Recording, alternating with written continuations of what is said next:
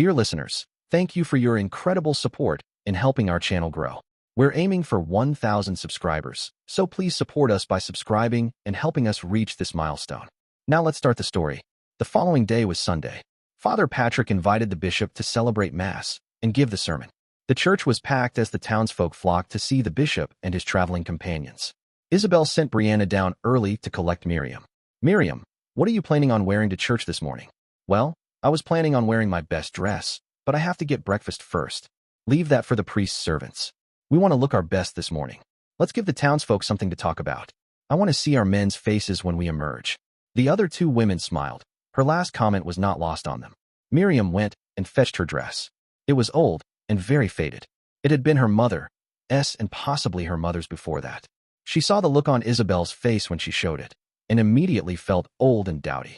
It's very nice, but would you be offended if I offered you one of mine? I think I have something that would just bring out the color of your eyes. With that, she brought out the most wondrous dress that Miriam had ever seen.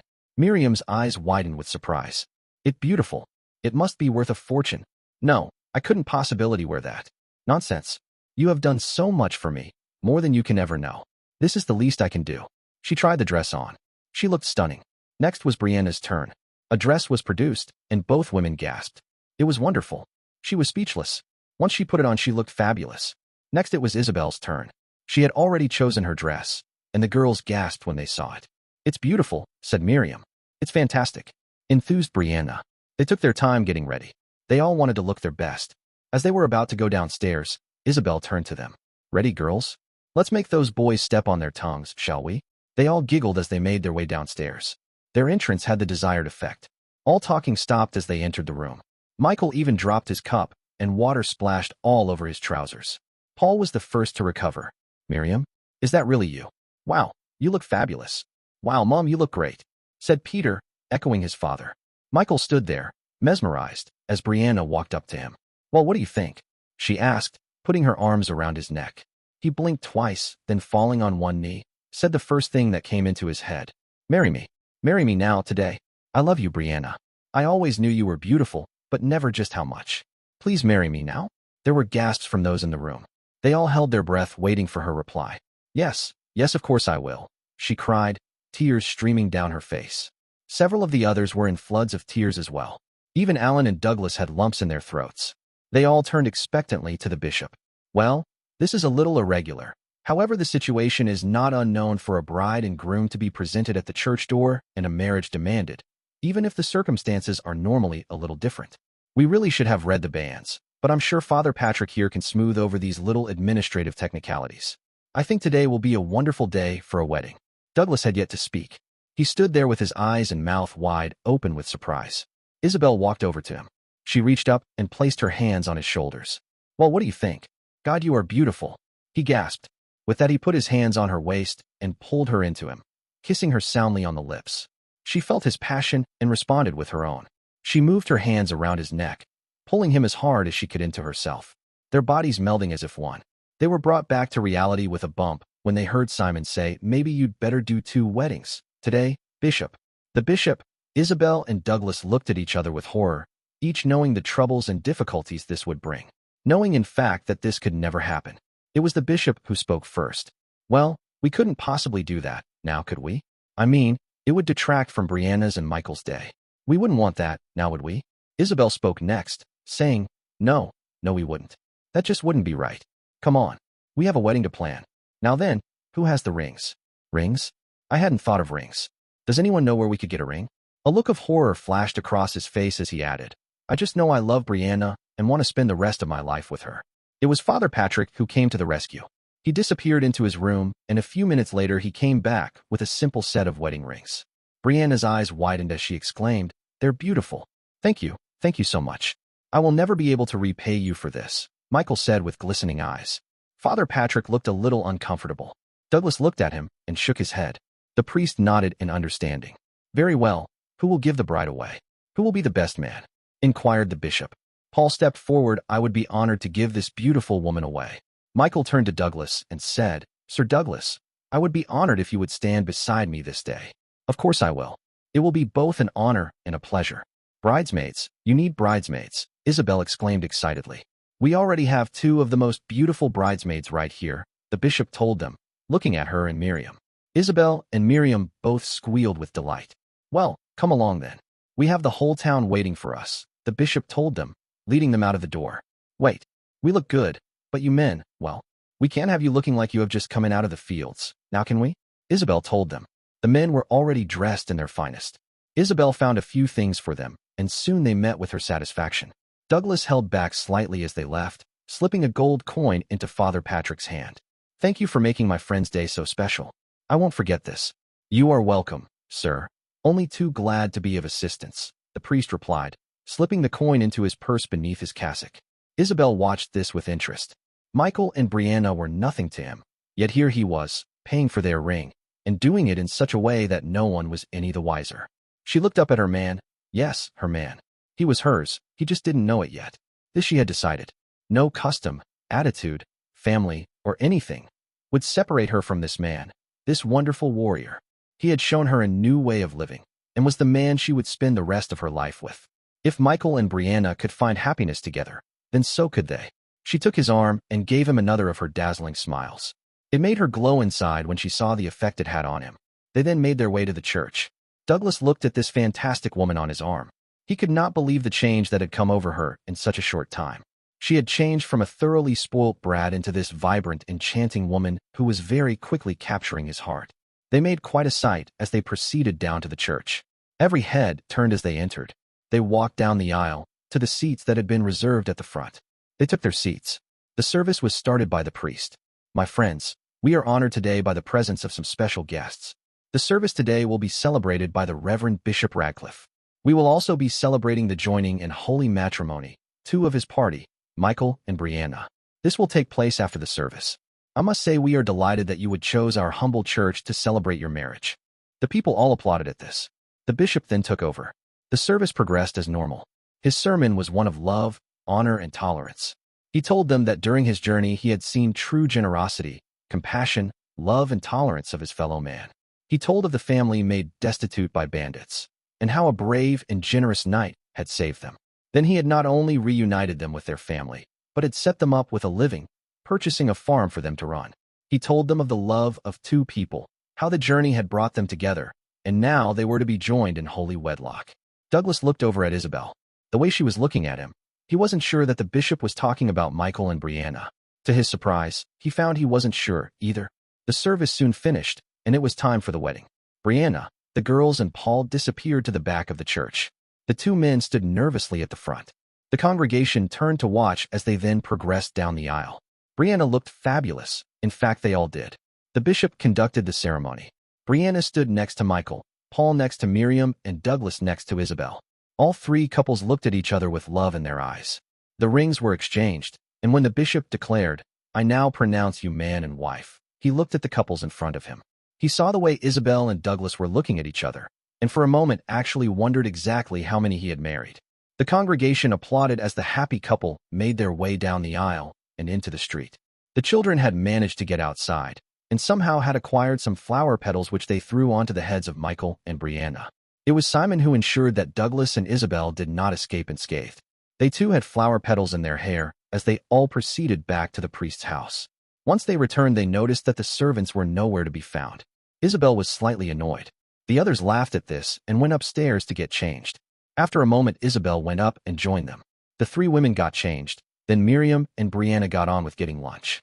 Isabel joined them, helping where she could. To her amazement, she found herself thoroughly enjoying herself in their company as they chatted about this and that, mainly teasing Brianna about what to expect tonight, as they prepared lunch for everyone. The men were sitting in the priest's study doing exactly the same thing, without actually preparing lunch. Michael was the typical nervous groom. He was quite young, and had never been with a woman. As was quite common then, both parties were virgins, despite what they may tell their friends. Just remember to take your time. There is no rush. You have the rest of your lives to get to know each other. Kiss her, caress her. Ask her if she likes what you are doing to her. The last thing she needs is for you to just climb on top and just start pounding away like a bull in a field. Remember, she will be just as nervous and inexperienced as you. Make it as pleasurable for her as you can, Paul told him. That's right, take your time. I wish someone had told me that my first time. It could have been a disaster. Fortunately, the woman knew what she was doing. She took control and taught me how to please her. I have used her lessons many times since, and, as far as I know, have had no complaints," said Douglas. Lunch was brought in. The first thing they noticed was everyone was missing. "Where is everyone?" asked Brianna. "I don't know. I haven't seen them since we got back from church," replied Paul. Just then the bishop appeared.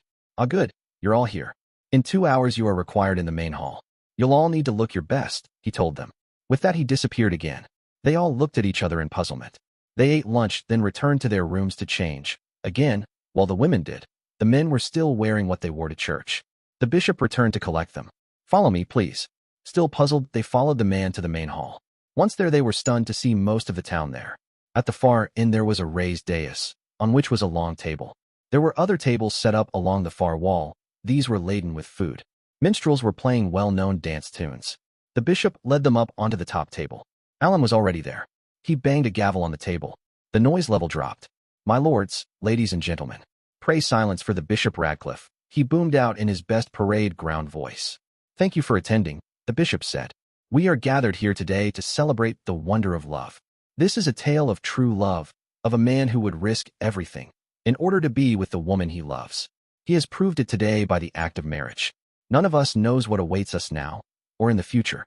All we can do is just what this young man did and grab the chance of happiness with both hands. I give you Michael and Brianna." The cheer was deafening.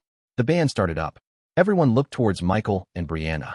"Go on, get up there. Everyone is waiting," hissed Miriam. "I can't dance," cried Michael. "Doesn't matter. Just get up there with your beautiful bride and move round the room. Everyone else will soon join you," Paul told him. The couple stood and nervously made their way to the dance floor. Gingerly they made their way around the floor, taking great care not to step on each other's toes. Soon other guests were up and dancing. Douglas turned to Isabel. "Would you care to dance, milady?" "Why, kind sir, I would be delighted." They moved onto the dance floor. Isabel was surprised by the fact that Douglas could dance and by how light he was on his feet. He was much taller than her, his 6 feet 4 inches to her 5 feet 4 inches. They danced and talked for most of the evening. There were some dances she had to give to others, like the town mayor, delighted that they had a real live lady in their town. There were a few others as well, especially once the beer and wine got flowing. Isabel was again surprised at how little Douglas drank. Most of the men she knew, her father included, would have by now become roaring drunk, making outrageous comments or boasts. Either that or make ridiculous promises that hopefully neither would remember by morning. Most of the men that approached Isabel were soon put off by Douglas's glare. There was one, however, that would not take the hint. He must have thought himself some sort of superior lover boy who was irresistible to women. He kept pestering them on and off all evening. Finally, he made the mistake of grabbing hold of Isabel's arm. Douglas moved quicker than anyone expected. The man was on the floor, his arm halfway up his back, and a knife was pressed firmly against his throat. The room fell silent. "If you even think about touching Lady Isabel again, I will kill you. No one touches my woman. Do you understand? No one." Douglas growled at him. Douglas had his war face on, and his eyes were utterly cold. The man knew he was staring at his own death in those eyes. He lost control of his bladder. Isabel heard what he had said. It made her glow inside. The man's father came over apologizing profusely. "I am so sorry, my lord. It won't happen again.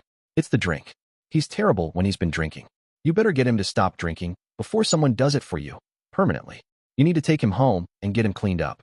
Send him over in the morning to apologize, and we'll say no more about it. Make sure he comes over, though. I do not wish to have to come looking for him." The man went ashen. "I will, my lord, I promise. I'll bring him over in the morning." Douglas let the man up. He hurried away, shamefaced, with his father. Douglas looked around the room. He nodded to the musicians, who immediately started playing from where they had left off. Conversations picked up again, and people continued to dance. Douglas turned to Isabel. "Milady? My lord." They continued to dance. "Did you mean what you said to that fool? About killing him if he touched you again?" "Yes." "About wanting to see him in the morning and have him apologize to you for his actions?" "Yes." "He took a deep breath about you being my woman. If you'll have me, then yes. So, God help me. I have fallen in love with you, Isabel. I have no idea where we can live or how we will even eat. I have nothing to offer you except my heart. It's all I have." She looked up into his eyes, full of hope, yet utterly terrified. "I have every idea why I have fallen in love with you. Your heart is the biggest, purest thing I have ever encountered. I love you with all my heart. I am proud to be your woman." She pulled his head down and kissed him. Those around who had heard their profession of love stopped and applauded. "You should ask her to marry you," whispered one man in his ear. "No, This is Michael and Brianna's day. I would not do anything to unseat them. I will ask in the morning. Isabel melted even further into his arms. I will say yes, in the morning, she whispered. The bishop saw all this take place with mixed feelings.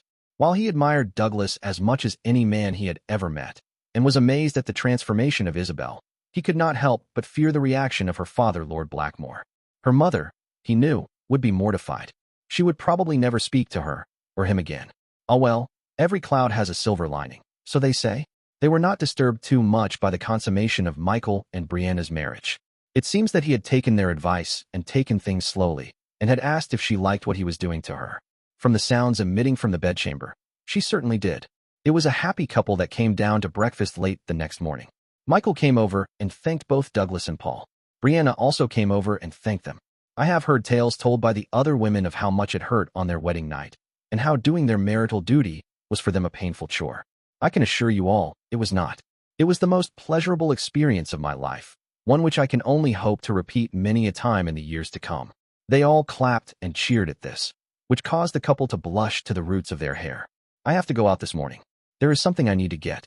When I get back, we will have an announcement to make, Douglas informed them. There was a ripple of excitement around the room. What the announcement was to be, Douglas would not be drawn to say. He made his way to the merchant's quarter. He found what he was looking for, a small jeweler's shop in a back street. Good day, sir. How may I help you?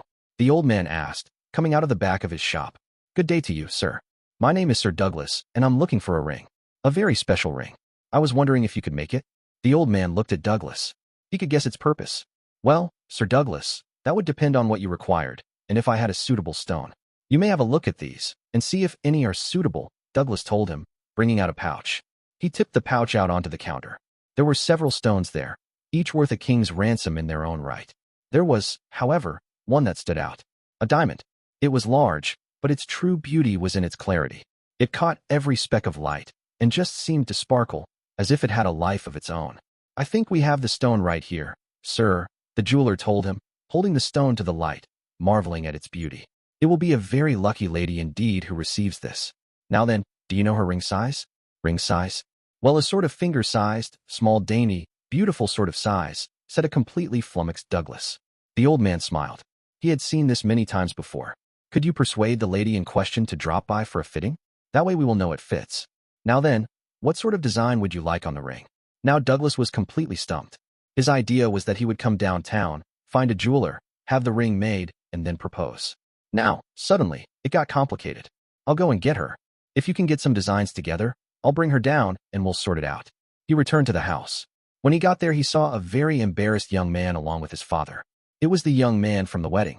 I wish to apologize for my behavior last night, the young man stammered. It is not me you need to be apologizing to. I'll go and fetch Lady Isabel, and you can apologize to her. You can also apologize to Michael and Brianna for making a scene at their wedding. You need to control your drinking. If you don't, then someone will do it for you, permanently. Douglas went inside. Ah, there you are, Isabel said when she saw him. Where have you been? I'll tell you in a minute. You remember that young man who made a scene last night? Well, he's outside just now, shitting bricks. I've told him he needs to apologize to you, as well as to Michael and Brianna. Where are they, by the way? She smiled as she said, they're out the back. I'll get them for you. She went and fetched the happy couple. They all went outside to see the shame-faced young man. I'm really sorry about last night. I can only hope my actions did not spoil your day. I have no excuse. I was drunk. I do stupid things when I am drunk. Isabel looked at him, fixing him with an icy glare, and said, Do you always try and force your unwanted attentions on young women when you are drunk? He remained silent, looking down at his feet. Do you have any idea of who I am? Have you any idea of just how close you were to losing your life last night? I am the Lady Isabel Blackmore. This man is my intended, Sir Douglas of Homevale. He is also known as Sir Douglas of Albert's Honorable Mercenary Company. There is no man in this kingdom who can stand against him. He is the best, the very best, at what he does. Yet you come along and accost his woman? You are a very lucky young man. She turned to his father, who by now was completely ashen. They both were. I would suggest you take this boy home and teach him some restraint. If we hear of him molesting or forcing himself upon anyone else, we will not be happy. Do I make myself clear? Brianna was next as she said, You nearly ruined my special day by your actions. What if it hadn't been Lady Isabel? What if it had been a young serving girl that had caught your attentions? What recourse would she have had? She would have been shamed and her honor stolen. What if she had become pregnant? Would you have married her? I doubt it. Would you even acknowledged her? Or just left her to fend for herself? How many have there been in the past? How many have come knocking on your door with their tale of woe, only to be turned away? Both father and son could not look her in the eye. They both stared at the ground, shamefaced. There have been a few, haven't there? If you wish me, us, to accept your apology, then this is what you must do. You must find these girls, acknowledge the children as yours, and ensure their upkeep, both mothers and children. Either take them in as servants, or find them good husbands and pay their dowries. You have ruined these girls for your fun and left them to face the consequences. Now it's up to you to do the honorable thing. But that would ruin us, socially, said the young man. You should have thought of that before you seduced those young girls. This is what you must do, or forever be known as a house without honor. It was Michael's turn to speak, and he said, you need to get him married. If he has a wife at home, then perhaps he won't find the need to force himself on those who cannot defend themselves. Let me tell you something. Had you picked on Brianna last night, you would now be dead. I would not have shown the restraint that Sir Douglas did. I would have killed you. He turned to the boy's father and added, get him married before someone kills him. The two men looked at this stern-faced young man. They could see that he meant what he said. The young man would have been dead. Now it was Douglas's turn as he said, you have heard the judgment of your action by my friends. I suggest you look to your laurels and abide by them. Find those young girls you have wronged, and do what is honorable. You cannot undo what is done, but you can atone for your actions. It will not be easy. In fact, I think it will be the hardest thing you have ever done. We will be back this way in about a year. Only then will we know if your house retains its honor. The two men nodded. This was not what they expected. A quick apology, control his drinking, don't pick on you betters, but not this. The old man was furious. A lady. That bloody fool had to try and force himself on a lady. There had been girls before. Yes, serving girls, the odd merchant's daughter, but a lady. Yes, they had ignored them and just sent them on their way. Closed the door in their faces. Now they would have to find these girls and try to put things right. This was going to cost. But not doing it. Well, if they were declared to be a house without honor, then they would be ruined, no doubt about it. No one would do business with a house without honor. The young man thought about his actions. It was a game, a competition between his friends. How many women could they bed? How many could they seduce? It didn't matter who they were. It didn't matter if they were particularly willing or not. The threat of dismissal soon loosened the jaws of many a wench. Now to have to own up to his actions? He would be a laughingstock. He had never considered the fact that one day he may have to face the consequences of his actions. The shame of it was appalling. He never for one moment considered the shame he had brought down on those he had abused. Never once did he give a thought to the girls he had wronged. There were a few who were willing partners, yes, but there were many who were not. These were the girls they would now have to find, and somehow work out some form of restitution. It was two very unhappy men who made their way home. It was Brianna who was the first to speak. I think that went very well, but I think you two have something to tell us. What was that about Sir Douglas being your intended? When did this happen? Why weren't we told? When exactly did you intend to tell us? Yes, when exactly did this occur? Asked Michael. Well, it was last night. When Douglas had that fool on the floor, he told him that if he ever touched his woman again he'd kill him. I asked him if I was his woman. He said I was if I'd have him. One of the other guests overheard and told him to propose. He said that it was your day, and he wouldn't do anything to overshadow it. He'd ask me on the morrow. I said when he asked me I'd say yes. I'm just waiting for him to ask, she said, and looked at him pointedly. Ah, yes, about that. What? You've changed your mind? Isabel's face dropped, tears springing from her eyes. Douglas, realizing what he had just said, grabbed hold of her. No, not that. It's the ring. She looked at him puzzled. Ring? What ring? That's what I was trying to say. I went to the jeweler's this morning to get a ring made so I could ask you. It seems I need your ring size, and I also need to know what design you would like. I asked him to get some drawings done, so I could bring you back and you could choose. You did this? This morning? Yes. I wanted the ring ready, so I'd have it when I asked you to marry me. I wanted everyone there, and I wanted the ring to be a surprise. It hasn't worked out as I'd planned, has it? She looked up into his eyes, grabbed hold of his face and kissed him. Get the others, and we'll all go. But first, isn't there something you wanted to ask me? All the others had gathered to see what was going on. They arrived just in time to see Douglas get down on one knee and say, My darling Isabel, would you do me the honor of becoming my wife? Yes, I would. I love you, Douglas, I really do. Now let's go and have a look at this ring. Everyone cheered. They all congratulated the happy couple. Alan turned to the bishop. Well, that has well and truly put the cat among the pigeons. All hell will break loose when his lordship hears about this. You're not wrong there. I don't know about his lordship, but her ladyship will have a fit. I think our bridges are well and truly burnt now. Either we follow this couple into who knows where, or we return home to a pretty bleak future. Right now, I'm for following Sir Douglas and Lady Isabel. I think you are right. I have nothing to return to, neither have my men. We were tasked with protecting Lady Isabel. So, as long as we keep her safe, we are still continuing as we were tasked. You should have been a lawyer. I don't know as his lordship will see it that way, but then it's going to be a long time till we see him again, I'm thinking, the bishop said as he laughed. They made their way to the jeweler's shop. The man was surprised to see so many people arrive. In fact, they could not all fit in. Paul, Miriam, Peter, and Simon went to see what else was down the street. Back in the shop, Isabel was looking at what the jeweler had drawn. She looked through them and finally found one she liked. I'll have it finished by sunset. I'll not keep such a beautiful bride-to-be waiting. As Douglas was looking around, he saw 2 matching rings. Can I have a look at those rings, please? Certainly, Sir Douglas. He handed Douglas the rings. They were quite small and simple. He went over to the bishop and Carlos. These are for you. Put them on your little fingers. No one will know what they mean except you. Call them friendship rings if you must. The bishop was lost for words. His eyes filled, and tears ran down his face. Carlos was weeping, too.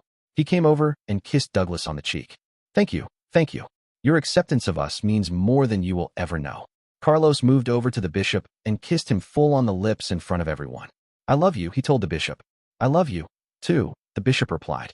Douglas turned to the jeweler and said, not a word, ever. Understand? Not a word. No, Sir Douglas. I would never breath a word of it. It was a wonderful thing to see. Good. I'll be back at sunset. I'll settle up, then. Is that satisfactory? Yes, sir. Yes, it is. Isabel snuggled up to him as they left the shop. That was a wonderful thing to do. Why did you do it, though? I just saw those rings and thought they would go well on them. Small, discreet, but with meaning. It just seemed the right thing to do. Thank you, young man. You will have our devotion, always. When you are ready, I will be honored to conduct your wedding. Thank you, Bishop. I don't know when that will be yet. I have to find some way of earning an income. I do not wish to return to my old trade, and I'm now not so sure farming is what I'm cut out for. Just then Miriam came up to them. So, where's this ring then? She asked, smiling. It won't be ready till sunset. I can't wait, said a very excited Isabel. Well, come and see what we've found. There's this shop with the most fantastic fabrics. The women went off arm in arm. The men looked at each other, shook their heads, and followed on behind. We should find a tavern. They will be ours, Paul told them. The bishop and Carlos made their excuses and left. They all laughed, but followed on anyway. Soon the shop was filled with the sound of laughing, chattering women. There were lots of O's and AHS as they examined the wares. Douglas was watching his bride-to-be with a smile on his face. She was happy and laughing with the other women. What a change, he thought. Just a few weeks ago, she wouldn't have even acknowledged their existence. Now, here she is laughing and smiling with them. He started to notice a subtle change in her expression. She was very carefully feeling the fabric. First one bolt, and then another. Well, it would be all right for servants' clothing, but a lady would never wear anything this coarse. Ah, this is more like it. Feel this. Can you tell the difference? Well, yes, but go ask the price. I'll bet it's 3 times what this one is, replied Miriam. Isabel did just that. Suddenly her face took on a serious expression. First she asked the price of one, then another, then another. Douglas was wondering if his purse would be able to stand the strain. She did the same all over the shop. Isabel came over to Douglas with a secretive smile on her lips. You're in trouble now? I know that look. Miriam has the same one when she has an idea. I find the best course of actions in these conditions is to say yes, dear. Makes life so much more peaceful, Paul advised him. Isabel wrapped her arms around Douglas and whispered in his ear. I have an idea. These fabrics are imported from the coast. They are very expensive. However, they are not as expensive here as they are at home. It's the transportation costs. It's the bandits. It's the wars. What is needed is a strong, well-defended caravan to bring these goods up from the coast. If we were to go around and find out what sells best, what is the easiest to transport? Well, I can see a future for us in the caravan trade. Douglas thought about this. He then smiled broadly. You are truly the most wonderful creature I have ever met. I have been wondering how I was going to provide for you and our children, but here you are coming up with the most wonderful ideas. Isabel looked at him stunned. Children. He had said children. She would be a mother. His children, their children. She had almost abandoned any idea that she would ever be a mother, and now this man, this wonderful man would make her complete. Paul and Miriam stood there and smiled at each other. He had just said the magic word. Isabel launched herself into his arms, kissing him and crying all at the same time. Douglas held her, totally bemused. He had no idea what was going on. Finally, she calmed down. There is one thing, Douglas said to her.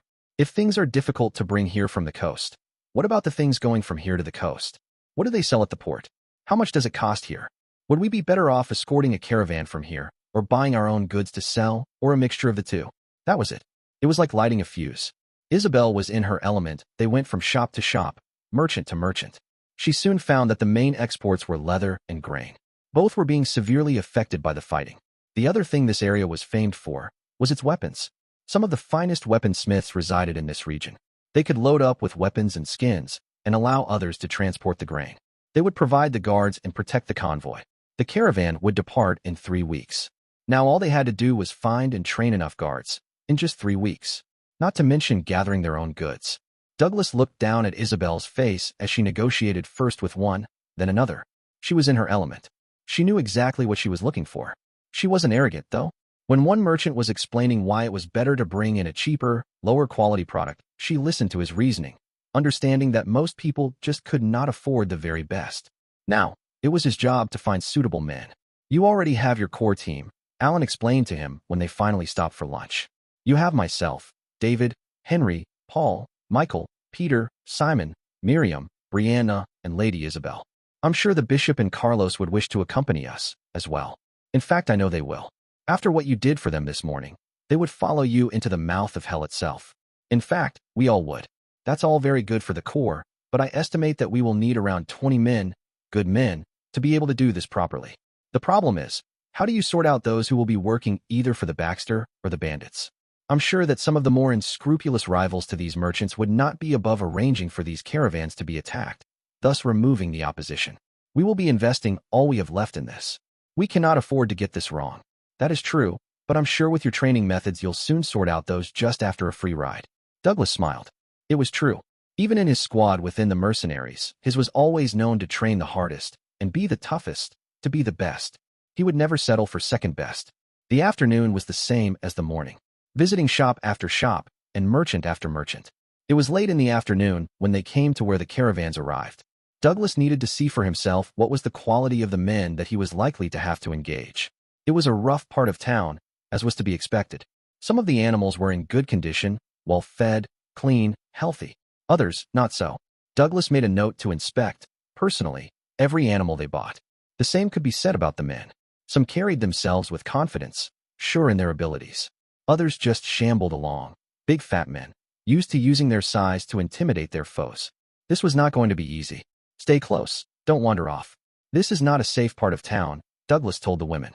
Judging by the looks some of the men were giving them, it was clear they understood the situation without further explanation.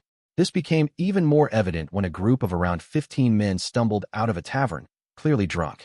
They had likely just arrived that day, received their pay, and spent a good portion of it inside. Well, what do we have here?" One of the largest men sneered. "This is certainly different from what we usually see in this town." He stepped forward, reaching toward Brianna. Michael immediately moved in front of her. "Leave my wife alone," he demanded. "She's not to be treated like that." "Wife, eh?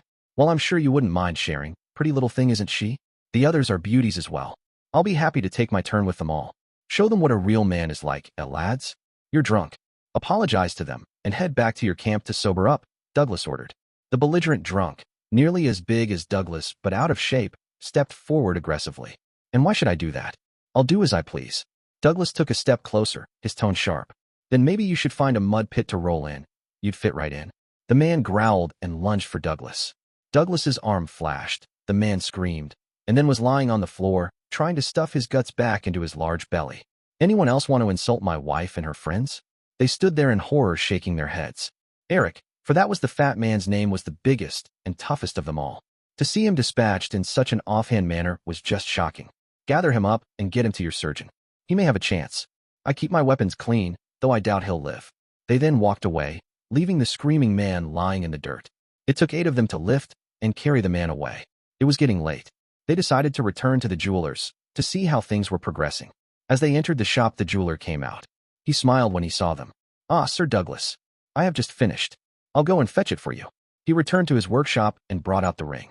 He gave it to Douglas, who looked at and smiled. It was perfect. He knelt down again on one knee, then placed the ring on Isabel's finger. She looked at it. Her mouth dropped open. "Oh my, it's beautiful. I have never seen such a ring. It's fabulous." The tears flowed, and she threw her arms around Douglas. She showed it off to her friends. They all gasped when they saw it. I must say, it's one of my best works. That stone was simply the most exquisite thing I have ever worked with. Brianna and Miriam looked at the ring. It was stunning. The light seemed to sparkle and glisten all around the stone. They had never seen anything like it before. Douglas pulled out his pouch. He poured out the remaining gems on the counter. He looked at the 3 women carefully, then selected 3 stones. Can you make 3 more rings using these 3 stones? Would the remaining stones cover the cost? Yes and no. Yes, I can make 3 more rings using these stones, but I will take payment when they are finished, putting the remaining stones back in Douglas's pouch. I must say, sir, I have never met such a generous man.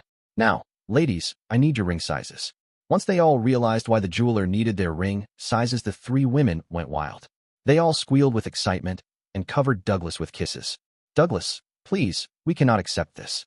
It's just too much, Paul told him. Nonsense. It's payment for services rendered. Look at them at the moment. Do you remember the spoilt, surly bitch that we rescued from those bandits? Look at her now, that beautiful, vibrant woman that I love so much. It's my way of saying thank you for befriending her, of making her part of our world. She is a changed woman, one I doubt her parents would even recognize. Without her, I would never have found happiness. What price can I put on that? Accepting that, they made their way back to the priest's house. Bishop Radcliffe and Carlos were there when they returned. They enthused over the ring.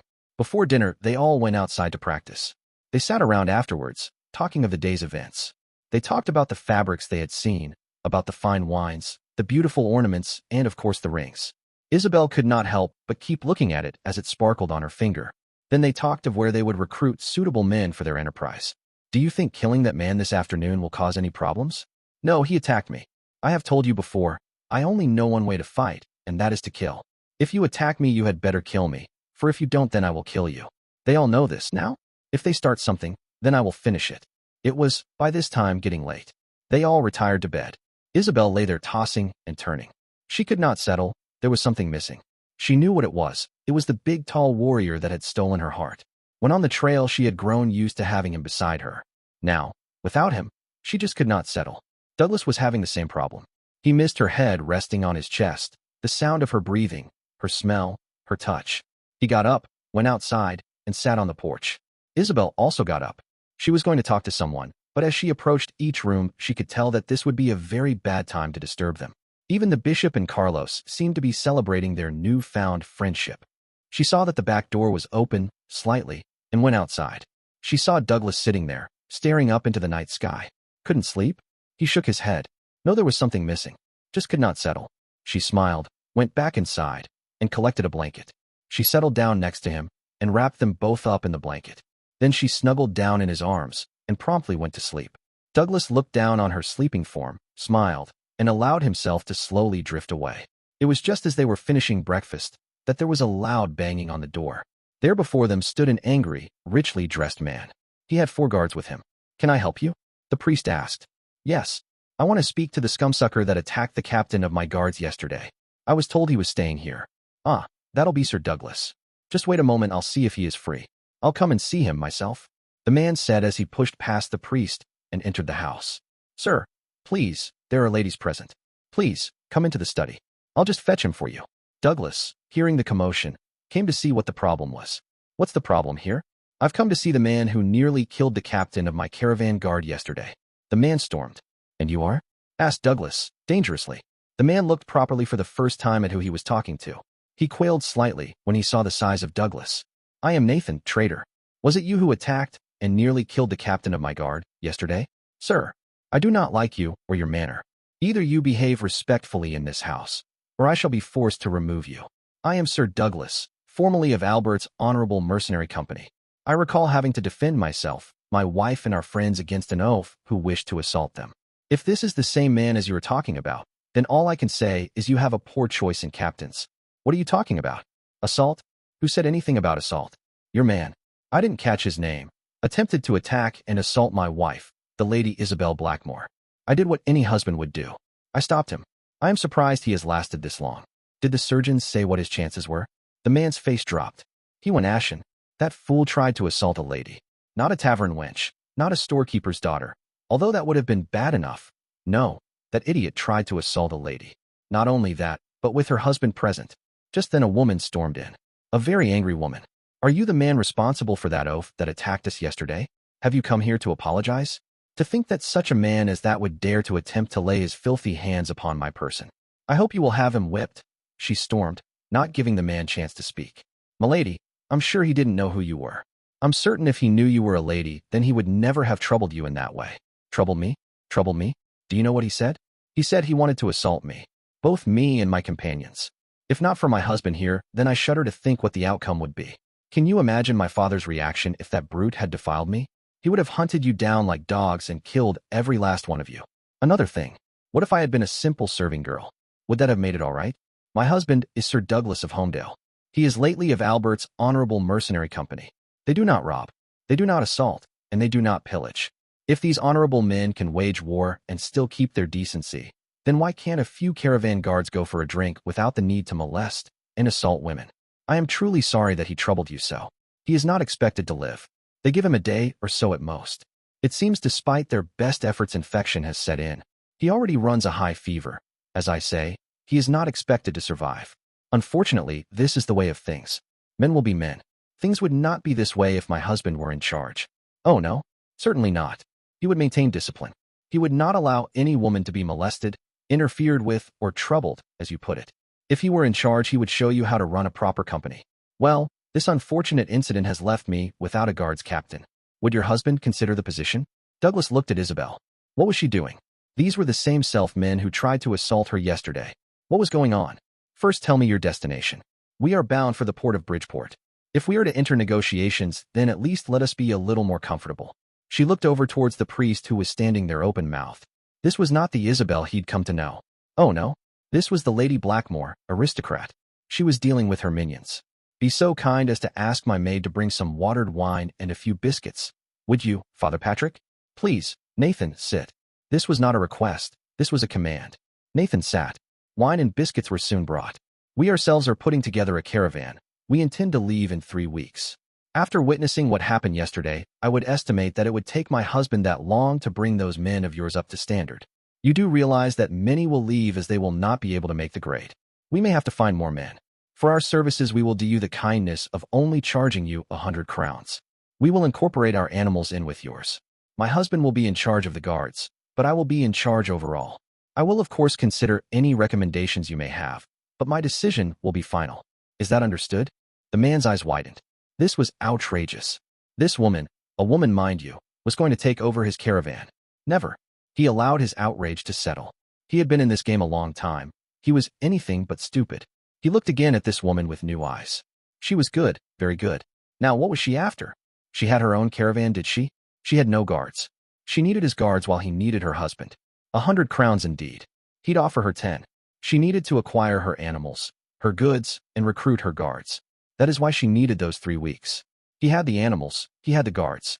I intend to leave at the beginning of next week. I will offer you 10 crowns. You say you have your own caravan. Have you found your animals yet? Have you assembled all of your goods yet? I do not think so. This is why you need the time. If necessary, I will delay 1 more week. One more thing. I retain control of my caravan. It's my caravan. You will do as I say. We require 50 crowns. We will also require some animals. 20, find your own beasts. 30, and 30 horses. 20, and 20 horses. Done. I am Lady Isabel Blackmore. I make this deal. I am Nathan, trader. I make this deal. I am Sir Douglas of Homevale. I make this deal. It was settled. They were going to Bridgeport. Now all they had to do was to find some goods. Nathan looked at them and asked, "Do you know how a caravan works?" Douglas and Isabel looked at each other. Well, we assumed that you would have several merchants along, who you charged a fee to escort them to their destination. For the most part, you were right. Some are made up like this. Others are wholly owned by the caravan master. He is the merchant, and everything is his. Most are a mixture. I have several wagons of my own goods, as well merchants who I am escorting and protecting. Some merchants have their own guards. They will only protect their master's goods. I do not have any of those in my caravan. All the guards, no matter who they work for, protect all of the caravan. If they are not agreeable to this, then they can find another caravan. It makes for too many difficulties, otherwise. This I can understand.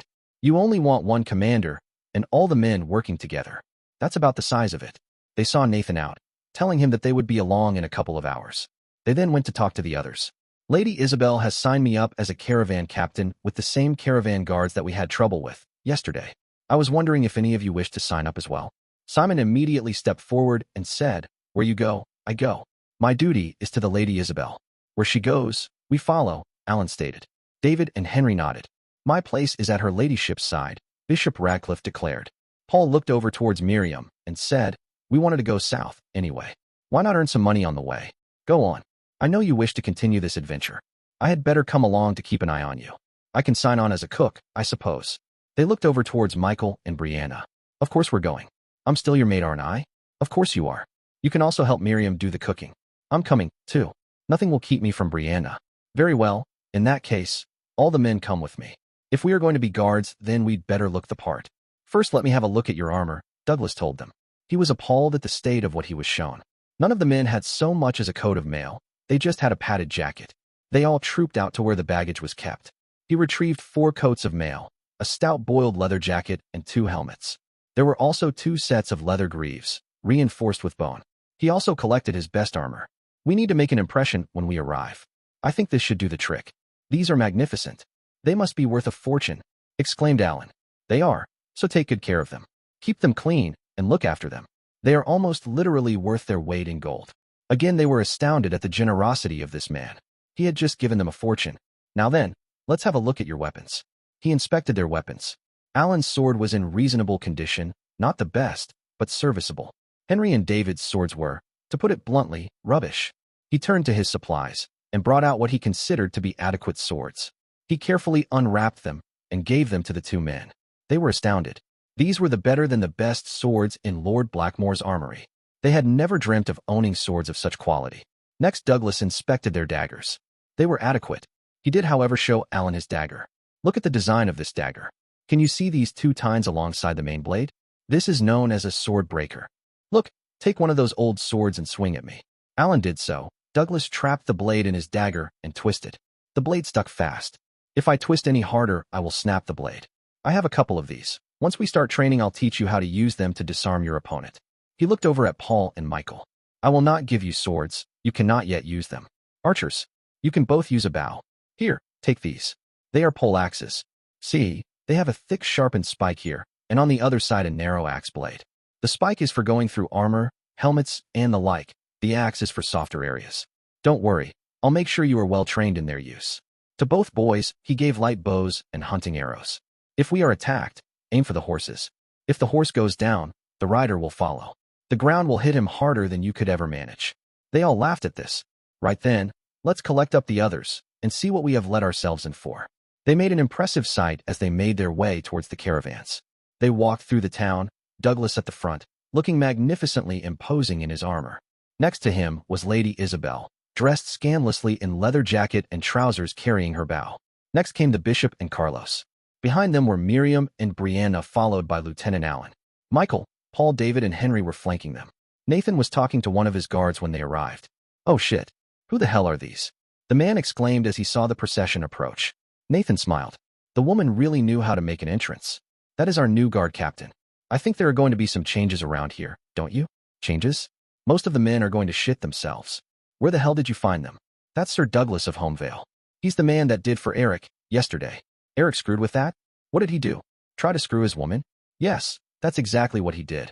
His wife is the Lady Isabel Blackmore. That's her next to him." "Who's that with him?" "Her personal guard and entourage, I would imagine.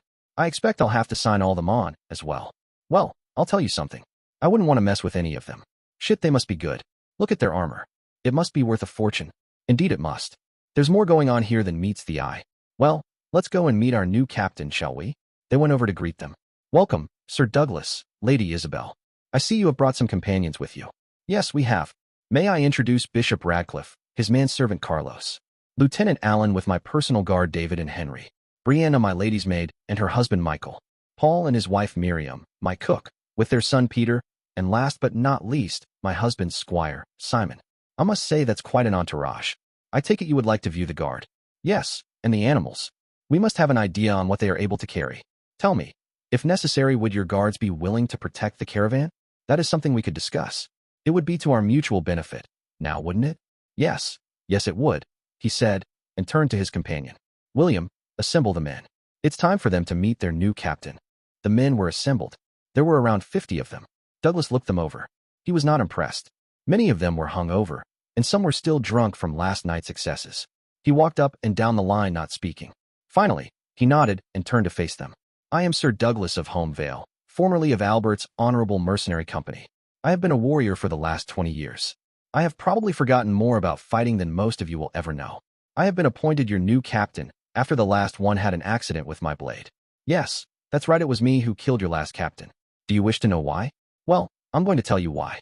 He tried to assault my wife and her companions. This is my wife, the lady Isabel Blackmore. If any man tries to harm or molest her or any woman in our party, that is, the entire caravan, then I will personally geld him before I gut him. This is now Nathan's honorable caravan guard. We do not assault. We do not rob. We do not break our word. Now, if anyone is unhappy with this, see the paymaster, collect your pay and leave. As of now, the free ride is over. From this day forward, we will train. I will make you the best caravan guards in the entire kingdom, even if it kills you. We will train every day, starting at dawn. Kit and uniforms will be cleaned, and inspections will be done at lunch. We will continue to train until dusk. Those not passing inspection will be very hungry and very unhappy. I will make sure of it. Do I make myself clear? Good. Carry on. Inspection in 1 hour. The men looked at the warriors standing in front of them. Several of the older, fatter ones moved over towards where the paymaster was sitting. They looked daggers at Douglas. Their nice, comfortable life was over. They decided to leave. The others made their way back to the barracks to clean and inspect their kit. He turned to where the others were watching. That was quite a speech. I can see why some of the older ones are thinking of leaving. How many do expect to keep? At best, half. I will not go too hard on them at first, but they have been used to an easy life. The shock will get to them. Those that stay, however, will be the best guards you will ever see. I have given them an hour to prepare their kit for inspection. I don't expect to be overly impressed. Now then, while they are doing that, why don't we go and look at some horses? They made their way to where the horses were tethered on several long lines. There must have been over 300. Well, there's the horses. Go and choose your 20, Nathan told them. Douglas asked Michael and Isabel to assist him in choosing them. We need pack horses. What do you think of these? Michael looked up and down the line. He would stop by one and pull it out. He asked Douglas to run with it. He then approached it and examined its legs and hooves. He then ran his hand over its back. If he was satisfied, he would lead it to another area, hobble it, and return for another one. He did this 30 times. We agreed to 20 horses, not 30. I haven't made my final selection yet, Michael told him. Isabel watched, entranced, as he chose each horse. She thought she knew horses, but she could see no difference between most of those he chose and those he discarded. Michael walked down the line. He came up behind each one, then clapped loudly. If the horse jumped, he rejected it. Finally, he had his 20. Very good, young man, very good indeed. You know exactly what to look for in a pack horse. I think you probably have the best horses in the string. You must have been around horses a long time, Nathan said to him. Yes, my father was the stable master for his lordship. He taught me what to look for in each type of horse. For a pack horse, you need a strong back, good legs, sound hooves, and a quiet temperament. It's no good packing valuable goods on a horse, only to have it jump or buck at every sound or shadow. You would lose half your goods. Well done. Now I think I have an inspection to carry out. You had better tell your quartermaster to be prepared to issue some new kit. Some of the kit I saw this morning wasn't fit for anything. The guards are responsible for their own kit. We do not issue anything. That will need to change. We will need good quality swords, daggers, bows, shields, and arrows. Some armor wouldn't go amiss either. You could issue it on the understanding that it has to be returned if they leave. It would be a great incentive to stay. What? You expect me to give all these men a sword like yours? Don't be stupid. I'd go bankrupt. Douglas laughed and agreed. Yes, you would. No, not like mine, but like David's and Harry's. Would you show Nathan your swords, please?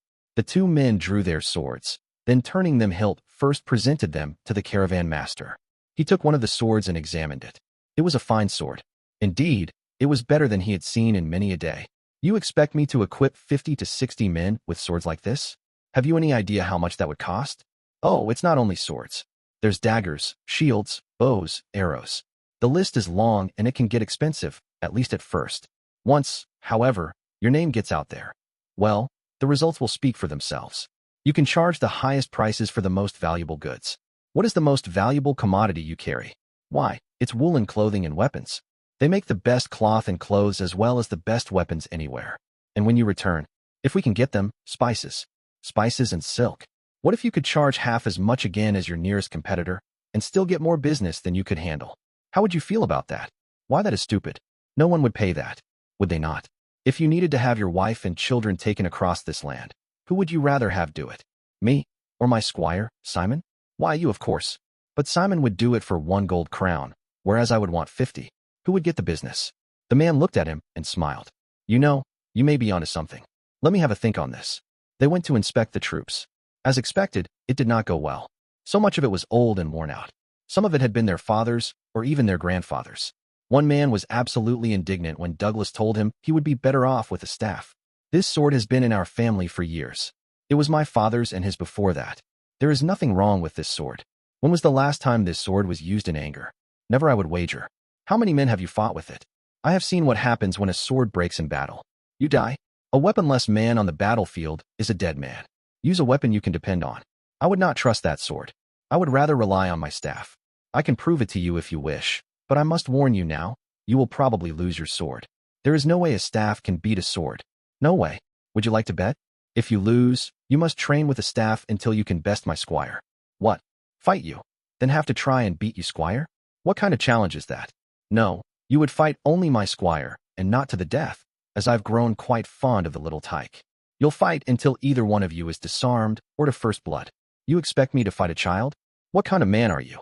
I'm the kind of man that has trained more soldiers than you've ever seen, some as young as Simon here, and turned them into the most feared fighting force in any kingdom. I am the best. My squad was the best. You will be the best. I only deal with the best. It's your choice. You will only have one chance. Take it while you can. The man smiled and said, Very well, I will fight your boy. I may hurt him, though. It's a chance we take. This is not exactly a risk-free profession. Simon looked at the man and nodded. He was willing. Douglas turned to him. Remember, he is stronger than you. Use your speed. Remember your balance. It is everything. Good luck. Oh, and if you can break his sword, I'll give you a silver florin. The boy smiled. He didn't need the incentive, but it helped. They all formed a ring. The 2 combatants stood in the middle. Simon calmed himself, meditating and finding his center. The man stood on his side of the ring, swinging his sword and smiling at his friends. Some of them were making wagers. Most of them bet on the man, but a few were taking a chance and bet on the boy. They were getting good odds. Douglas nodded at Simon. He nodded back.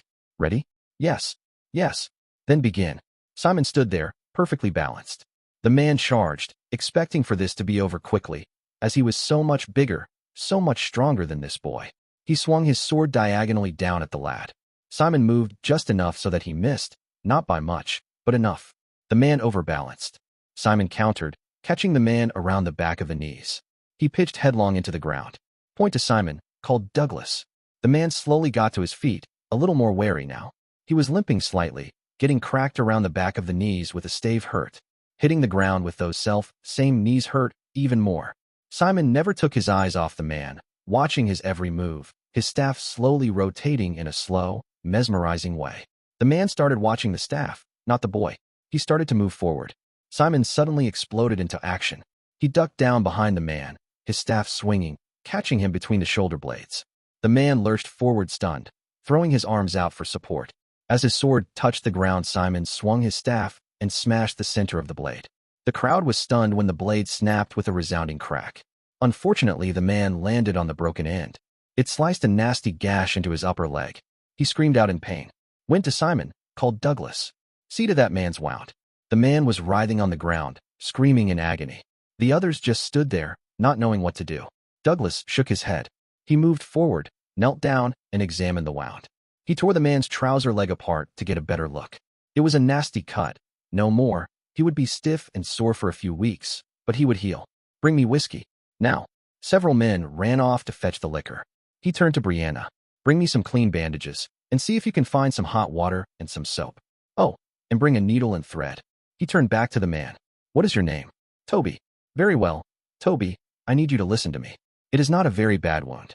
I am going to clean it, and that may sting a little, then I am going to stitch it closed. Tell me, is this the first time you have been wounded? The man nodded and said, Yes. Have any of you ever been in a battle? Some of them have. There was a bunch of slavers last year that tried to capture the caravan. They fought them off. A lot of us are new this season. Most of us are really just farmers. Oh, great. Bloody marvelous. Rookie bloody troops. He doubted many of them would be any use in a real fight. Still, he'd done it before. It wasn't the first time he'd been handed this particular baton. As usual, he would just run with it. Brianna arrived with the hot water, soap, and bandages. He washed the wound, and Toby hissed and squirmed. Douglas smiled. He could only guess the reaction when he poured the whiskey onto the wound and started stitching. As expected, Toby screamed when the whiskey was poured on. He whimpered the whole time Douglas was stitching the wound. At last it was finished. You were lucky. Much higher, and you would have bled out. Fortunately, it was only muscle. It will be sore for a few days. You will probably be stiff for a few weeks, but you will recover. On the battlefield, though, you would be dead. I can see I have a lot of work to do here. I will train you, all of you. Trust me, you will be the best. He got up and let Toby's friends carry him off. Now you have seen what a stave can do in the hands of a lad. How many of you now think you can beat him? No one spoke. Very well. We will start right from the beginning. We will start with your balance. It is the foundation on which everything else is built. Without balance, you will be beaten every time by a competent warrior. Remember, on the battlefield, there are no second chances. It's either kill or be killed. This is how I fight.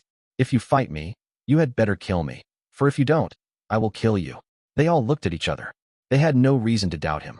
Douglas had them practicing their balance the rest of the morning. During lunch, he went and spoke to Nathan. I was wrong. I will not need swords. I do not have the time to teach them how to use a sword. We will need spears and shields. We need uniforms as well. These men need to look smart. Why the change of plan? These are farmers, for the most part. Farmers, shopkeepers, runaways. You name it, we have it. What we have very few of is trained soldiers. I guess that. In this business, you take what you can get. You cannot always be choosy. Tell me, why the need for uniforms? These men need to look smart, together, of a piece. Think about it. When I arrived this morning, what did you and your men do? What did they think? Nathan laughed and said, I know some of them near shat themselves. You really know how to make an entrance. How many of your men would have wanted to take us on? Why none of them? Do you think they're stupid? Think about why not. Because you all look like professional killers. Even your wife looked dangerous. So then, just by looking at us, you would choose to pick a fight or steal from someone else. You do not know anything about us. Yet just from looking at us, you and your men would not wish to tangle with us. I see. Dress the men as soldiers rather than rabble. And perhaps, just perhaps, people will think of them as soldiers. Yes, that's about the size of it. I will drill them so they can march without tripping over their own feet. That's about it in a week. That and spears and shields. It's a simple concept. Hold the shield between you and your opponent. When he gets close enough, stick him with the spear. It works well into the bargain. The shields and spears look very smart when marching in formation, as well. How much will this all cost? A lot less than swords. The level of workmanship required is so much less. Okay, find out how much, will you? He returned to the men. He brought Paul and David with him. He lined them up and divided them into squads of 8. From now on, you will stay in your squads. You will eat together, sleep together, and train together. Pick one of you to be squad leader. I will issue orders through him. He will be responsible for you. I will now show you the first moves with the stave. He demonstrated the moves. He then got Paul and David to demonstrate what they could do. I have something to do this afternoon. I will be back by evening. These men will train you and train with you. Learn well. I'm sure none of you need another demonstration of how effective these staves can be. Douglas left and the men started to train. They stuck at it for a couple of hours. I've had enough of this. I'm going for a drink, said one of the men. I wouldn't if I were you, Paul warned. Sir Douglas said to keep at it all afternoon. If you need a drink, there's water over there. He wouldn't be happy if you stopped. So what would he do? Come to the tavern and drag us back? One of them muttered. No, he'd probably send Simon, David said with a smirk. And trust me, you don't want to be on the receiving end of that. Just imagine, losing a fight in front of everyone at the tavern. You'd never live it down. Who would take a man seriously after that? Though they grumbled and complained, they kept at it all afternoon. To their surprise, they improved. Meanwhile, Douglas met with Isabel to discuss what he needed. He also mentioned stopping by the jeweler to check on the progress of the rings. I'll get my cloak. They walked with their small party. Isabel brought Brianna, Lieutenant Allen, and Henry. Douglas had Simon accompany him. They visited several weapons merchants until they found one that had what they required. I am Sir Douglas. I am equipping some of my men. I need 50 spears and shields.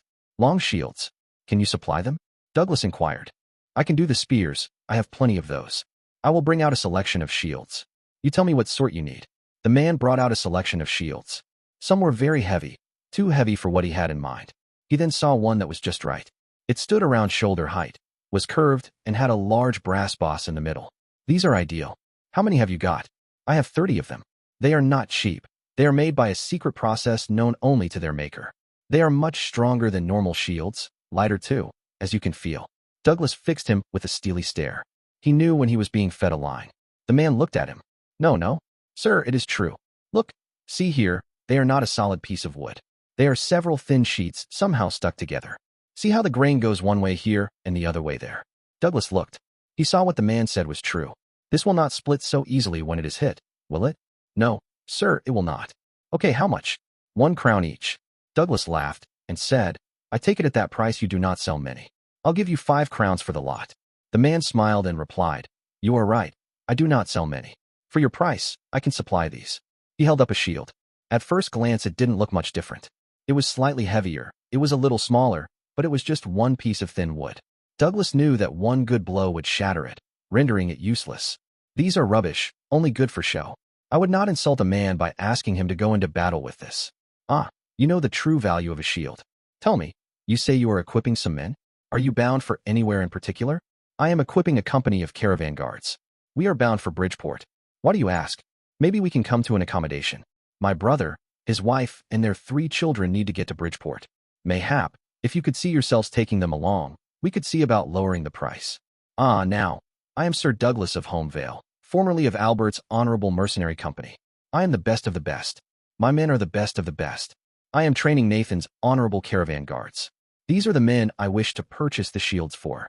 Now, if your brother could be persuaded to make a donation of these fine shields for the company of men that would be responsible for protecting both himself, his family, and, I suspect, his goods as well, I could have a word with the caravan master and see if he would have any objections to having them accompanying us on our journey. Tell me, is the purpose of his journey a secret, or are you at liberty to divulge such information? It is a somewhat delicate matter.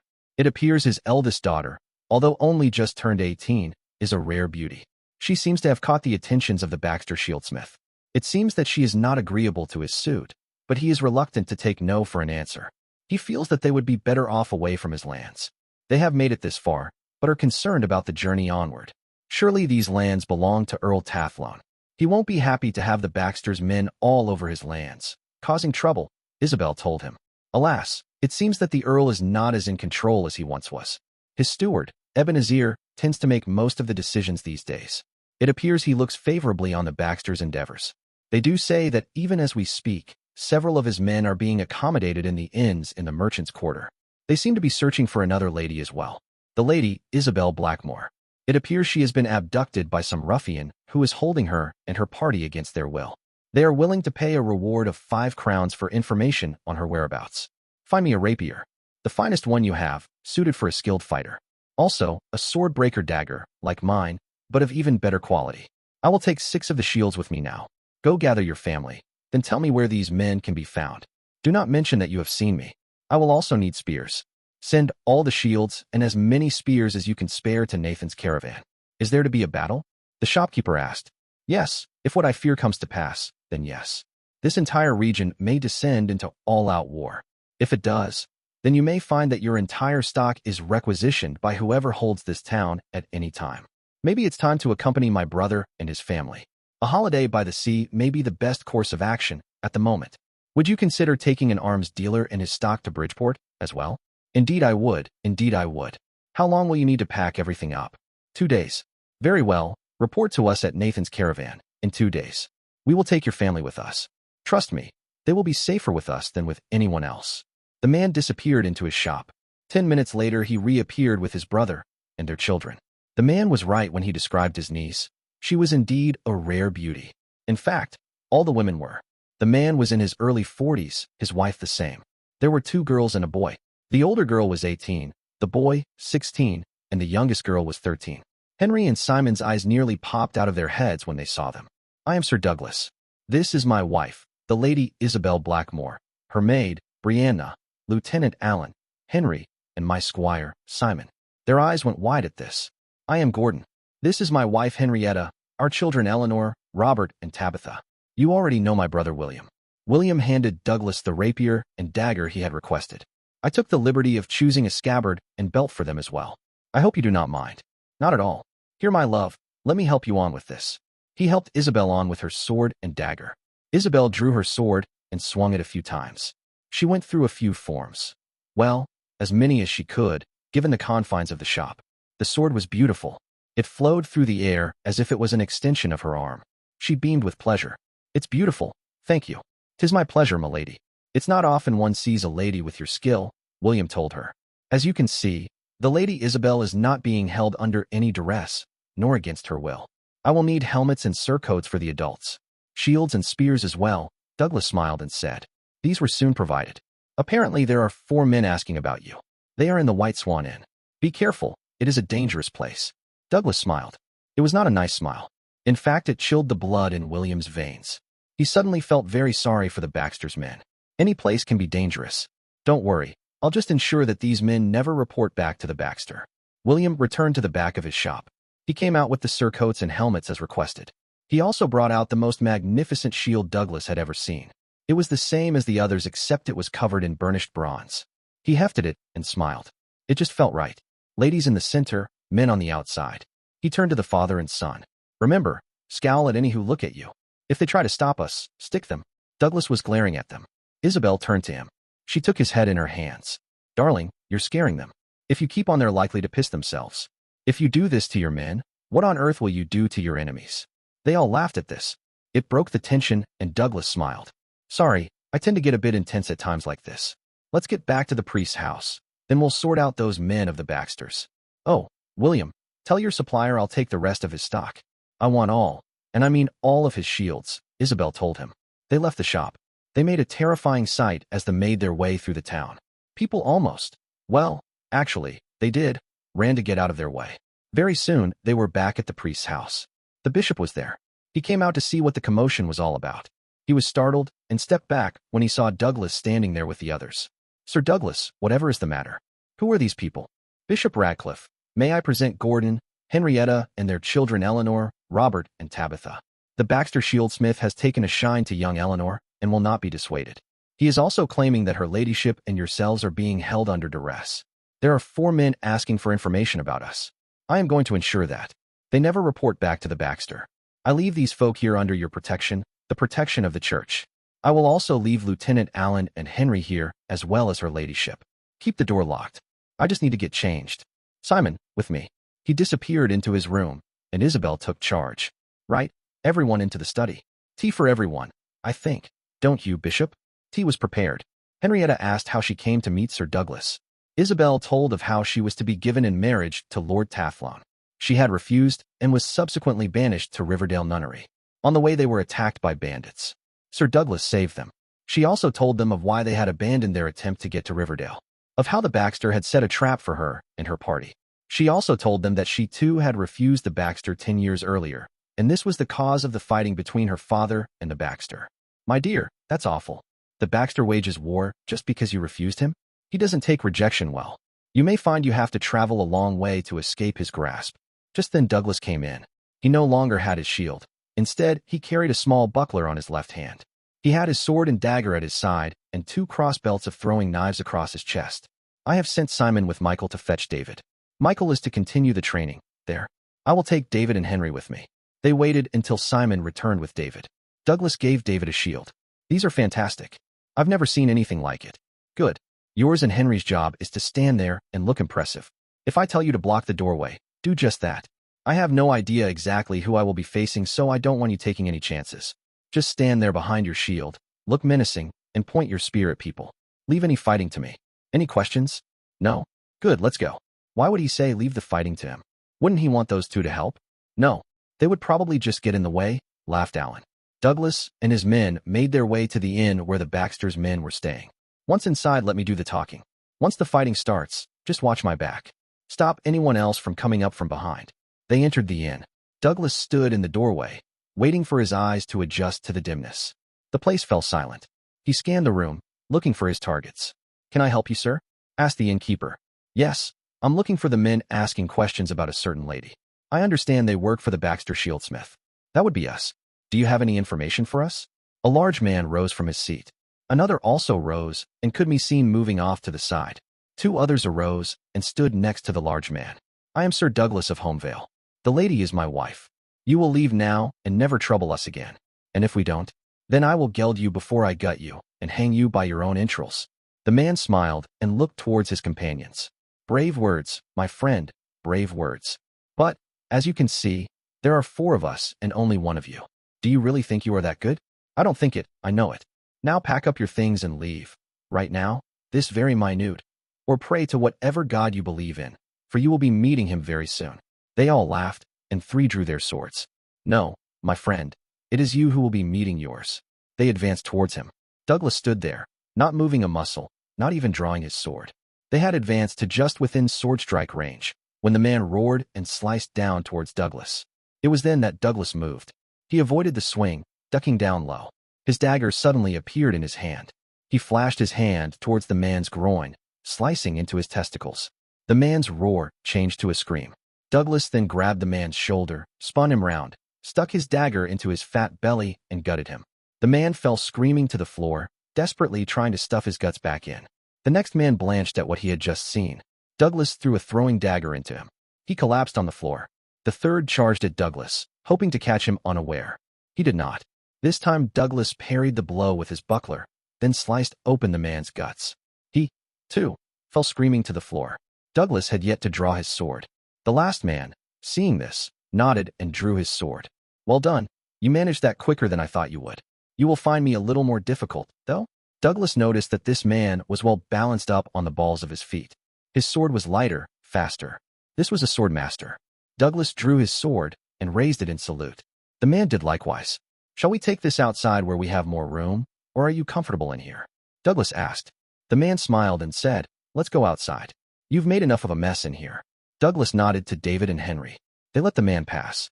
The rest of the patrons just sat, horrified at what they had witnessed. The 2 men stood in the street facing each other. They raised their swords, nodded to each other, and began. Both men fought with sword and dagger. Neither said a word. They circled each other, each waiting for a slip or an opening. Their swords flicked towards each other, the clash of steel ringing out. The man suddenly attacked in a flurry of blows. Douglas defended furiously. Each was the master of their blade. Douglas slipped on something, and the man pounced. Douglas felt the man's dagger slide across his mail. He caught the man's sword in the tines of his dagger. He twisted the dagger, trapping the man's blade. He drove his own sword hard into the man's belly, severing his spine. The man stiffened, jerked, and collapsed in a heap on the ground. Douglas wiped his sword on the dead man's clothes. He looked down on the man. I'll make sure you get a proper burial. You deserve that much, at least. It's a shame you didn't listen. I could have used you. He looked over at David and Henry, their faces agog. I'll take his sword and dagger, they're good ones. Go and find out where their rooms are. If those men are wounded, do not touch them or approach them. Leave them for me. He reached down and took the man's belt and cleaned the weapons, replacing them in their scabbards. He searched through the man's clothing and took the man's purse. By the feel of it, there lay within a considerable sum. He walked back into the inn and placed the things on the counter. Look after these. I'll be back for them. The man just stared at him and nodded his head. Douglas walked up to where the other 3 lay. The one he had hit with the throwing dagger was dead. He'd hit him in the heart. He removed his knife, cleaned it, then replaced it with the others. He next walked over to the man he'd gutted. He was still alive. He whimpered as Douglas approached. Do you remember what I said I'd do to you? The man nodded his head. Please, mercy. Douglas stood, placed the man's own sword against his throat, and pushed. It went through, almost severing his head. He next reached down and sliced through the man's genitals. He moved over to the last one. He had bled out, his blood pooling and spreading in a large stain all over the floor. He searched the men, ignoring the blood, the smell, and the gore. He found they all had good-sized purses on them. He took some coins from one of the purses and threw them on the counter. This should pay for the clean-up, he said to the barkeep. He then turned to a man who was edging towards the door. I need an undertaker. I want the man outside buried properly. Yes, sir. Right away, sir. The man scurried off, only too glad to be away from the vision of horror that stood before him. The other patrons backed up against the wall, slowly moving round towards the door. Once there, they bolted for their lives. David came down the stairs. He stared at Douglas with new eyes. We found their room, Sir Douglas. They have a nice collection of things. As Douglas went upstairs, he looked at his hands. They were covered in blood. I need a wash, he thought. There was a bowl of water on a table. He washed his hands in it, the water turning blood red. He found a towel and dried them. All right, what have we got? Well, there's their clothes, which I must say look new and are very nice. There's also these papers, which I thought you would want to see. Douglas looked down himself. He was still covered in blood and gore. You'd better keep hold of them. I might get them messy. The 2 young men laughed nervously at this. Douglas looked around the room. Grab what you want. We have to leave. The town guard will be along soon. I think I've killed enough men today. They both nodded. They grabbed as much as they could. Clothing was expensive. Good clothing was very expensive. A lot of this was very good clothing. As Douglas came downstairs, he noticed movement. Who wishes to earn 2 shillings? 2 heads popped up. What would we have to do for it? A small voice asked. Carry some bags back to the priest's house. There will probably be some dinner there for you, as well. 2 boys in their teens leapt up. Is that 2 shillings each? Yes. The bags are upstairs. My men are just packing them now, smiled Douglas. The 2 lads ran upstairs. Soon they all trooped down with their booty. The boys quickly made their way to the priest's house. It was a nervous group that greeted them. Isabel screamed when she set eyes on Douglas. She ran over to him and threw her arms around him. Oh God, you're not hurt bad, are you? She wailed, tears running down her face. No, my male saved me. There were only 4 of them. One of them was quite good, actually. I have his sword and dagger here, he said. He turned to the priest. I'd like the man to have a proper burial. He was a true warrior. What was his name? Don't know, don't want to know. Killing people is difficult enough. If you know their name, if they have wives and children, it just makes it harder. Better not to know. I asked a man at the inn to find an undertaker. He'll know where he is. Just tell me how much, and I'll settle up with you. We have their things here. The 2 boys brought the baggage in. Douglas paid them. I also promised these 2 a feed. Have we got something for them? I'll see to it right away. If you want some food, follow me, Miriam told them. They didn't need a second bidding. I need a bath and some clean clothes. I'm sorry, Patrick. I seem to be making a mess on your floor. I'll get a bath drawn, Patrick told him. We found some papers. David or Henry have them. I didn't want to touch them for obvious reasons. He started to remove his armor. He looked around and realized they were all watching him. I'll go and get ready in my room. Call me as soon as the bath is ready. He looked at Isabel. You need to get changed and have a bath, too. You're messy as well. She looked down. Her front was covered in blood. Oh God. They all stared at David and Henry. Okay, what really happened there? He makes it sound like he went for a stroll in the park. Oh God. I've never seen anything like it, exclaimed David. He walks in and tells these men, one of which was almost as big as him, that you are his wife, and if they wish to live then they should leave right now. If not, he would geld them, gut them, then hang them by their own entrails. Oh no, he didn't, did he? Hang them by their own entrails, did he? Asked Isabel. No, he tells them this. Then 3 of them come after him. He stands there, not even drawing his sword. He waits for the biggest to get right up close. The man swings at him. He ducks under the swing, then gelds him and guts him in what looked like to me, 1 move. Next he throws a dagger into the next one, and that only leaves 2. The 3rd one attacks him. He just moves a little. The man goes sailing past trying to stuff his guts back where they belong. I didn't even see it. The last man says that was quicker than expected, and Douglas asks if he would rather go outside. They sort of saluted each other then squared off in the street. They were both so fast. I've never seen the like. Then it was all over. The man was skewered on Sir Douglas's sword, and then was lying dead in the street. For dead, exclaimed the bishop. Well, he did give them a chance to leave, Henry told them. That's as may be. Now let me get changed and cleaned up. I want to see those papers. Another bath was drawn, and she got cleaned and changed. Douglas and Isabel sat with the others as they examined the papers they had found. The bishop and Isabel read the papers. Well, you seem to have struck gold here. The last man you killed was one of the Baxter's couriers. He was carrying these to the Earl. I don't even know why he was at the inn. He should have been at Castleton, where the Earl has his capital. These papers show how the Baxter and a man called Ebenezer intend to carve up your father's lands between them. It appears that you are not the only one in your family the Baxter has his eye on. It appears it's not only young guardsmen your mother has a penchant for. She and the Baxter have been lovers for years. When you rejected him, your mother took it upon herself to console him, a task she has continued ever since. Once your father has been killed, the Baxter and your mother will be married. You, it appears, were to be given to this Ebenezer character, the bishop told her. I don't even know an Ebenezer. As far as I know, I've never met him.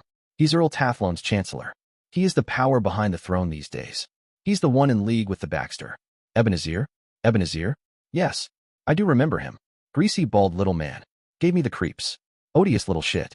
Yes, that's him to tea. Dangerous, though clever, too. Right, that settles it. We've been telling people we're husband and wife. By this time tomorrow, it must be the truth. First thing in the morning, Bishop, you must marry us.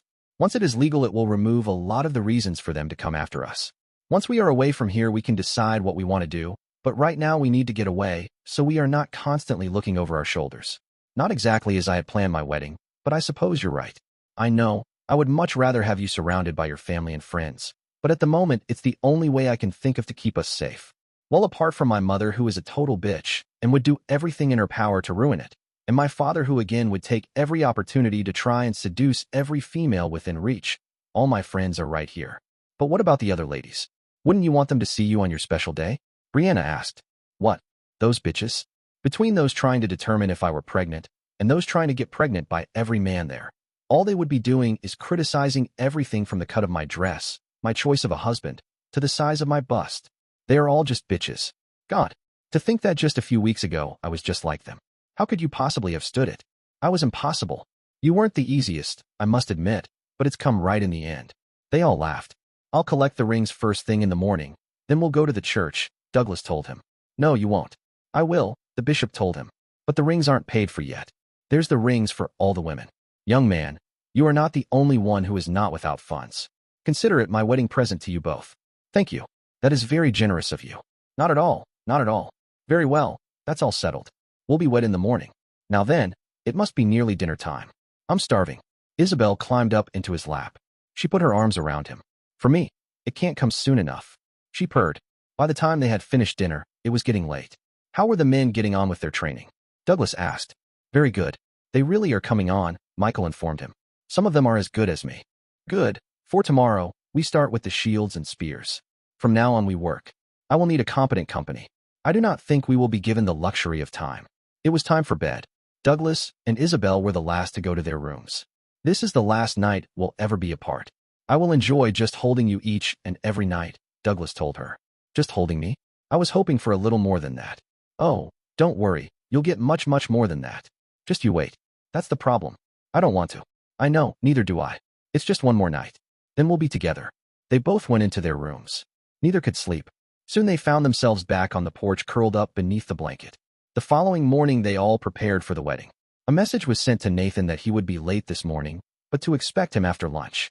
The bishop arrived back, not only with the rings, but also with the jeweler. I wanted to make sure they all fitted correctly, the man told them.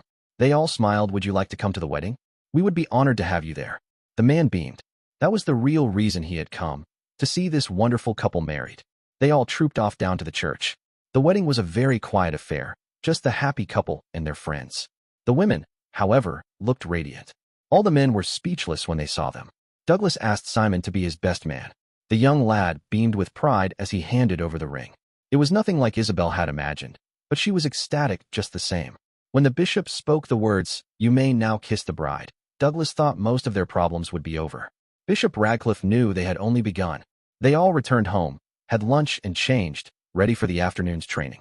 As they were leaving, 4 men approached them. Their leader approached nervously. Are you the one who calls himself Sir Douglas? Who wants to know? I am Rupert, corporal of the guard. You are instructed to release the Lady Isabel to our custody at once and accompany us to the guardhouse.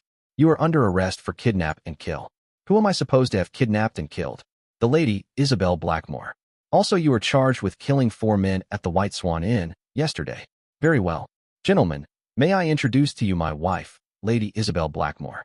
We were married this very morning. As you can see, my wife is armed, and yes, she does know how to use that sword and bow.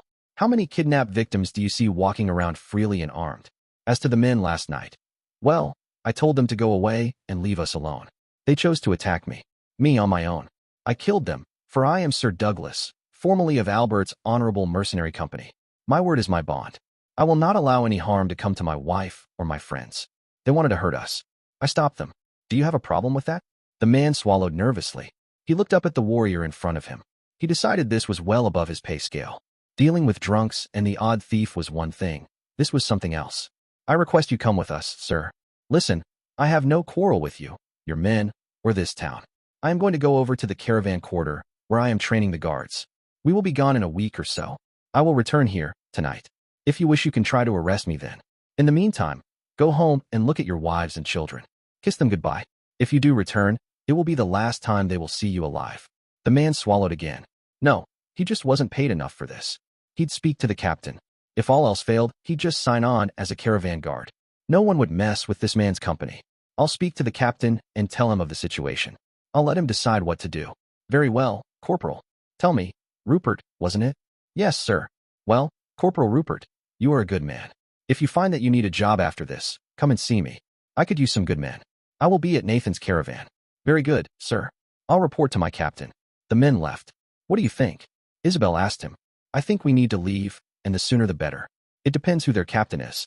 If he tries to push it, then we'll have problems. That Rupert seems a nice sort. I don't wish to kill him.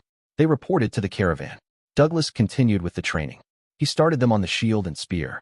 Remember, keep the shield between you and your opponent. If he cannot reach you, he cannot kill you. Once you link up in a shield wall, you will be keeping yourself and your comrades safe. He brought out the new shields. You are very lucky. These are the best shields I have ever seen. These are both strong and light. They will protect you. He continued with the training for the rest of the day.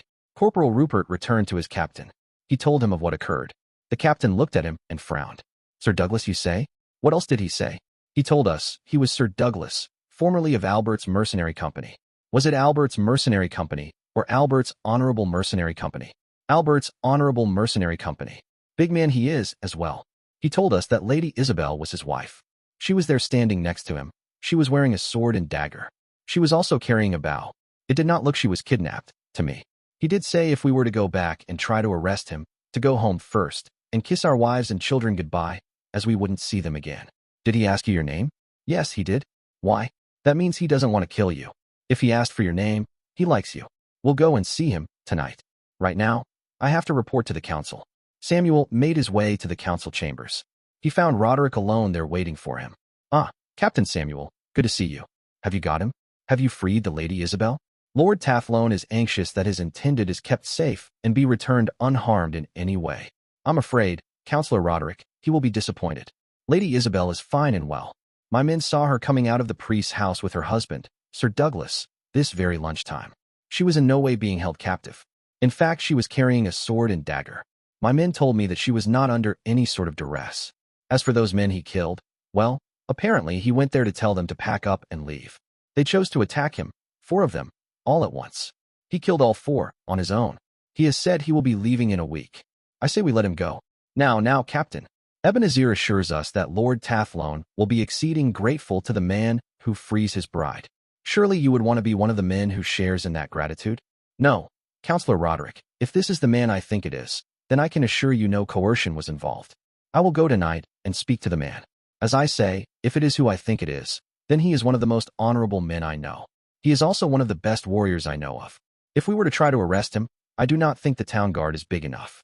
If he has had time to train his men, well, it would take an army to stop him, a very large army. Very well, the priest's house you say? Tonight? I'll report back in the morning. Yes, of course. Samuel went home to his wife. He took her into his arms and kissed her. He looked over at his 2 children, Timothy and Mary. His wife looked at him. She saw the look on his face. What are you doing home at this time? I need to talk to you. Okay, children, could you go and ask Millie next door if she can spare some milk and eggs? The children looked at their parents. Okay, said the eldest, we'll be about 20 minutes. Come on, Mary. I think Millie's cat has some new kittens. Do you want to see them? Oh, yes. The children left. Right, what's going on? Well, Laura, it's like this. You remember I told you about the noble woman who had been captured by a bandit, and he was holding her hostage? Yes. Well, it turns out she wasn't kidnapped at all. I don't know the full story, but she has married the man. What? The beast has forced her to marry him. I don't think force was involved. 4 of my men went to see him at lunchtime. They saw him and Lady Isabel. They were on their way to the caravan quarter. It appears he's training the caravan guards. The thing is, I think I know him. Do you remember me telling you about a lad called Douglas? Well, I think it's him. Is that the one you trained? Yes, me and half the company. That boy was like a sponge. He learned all he could. Best fighter I ever met. He took on 4 of the Baxter's men last night, all by himself. Killed all of them, not a scratch from all reports. They never even came close. That idiot Roderick wants him arrested. For what? For men attack him. He kills them. Self-defense. He falls in love with a woman and marries her. Where's the crime in that?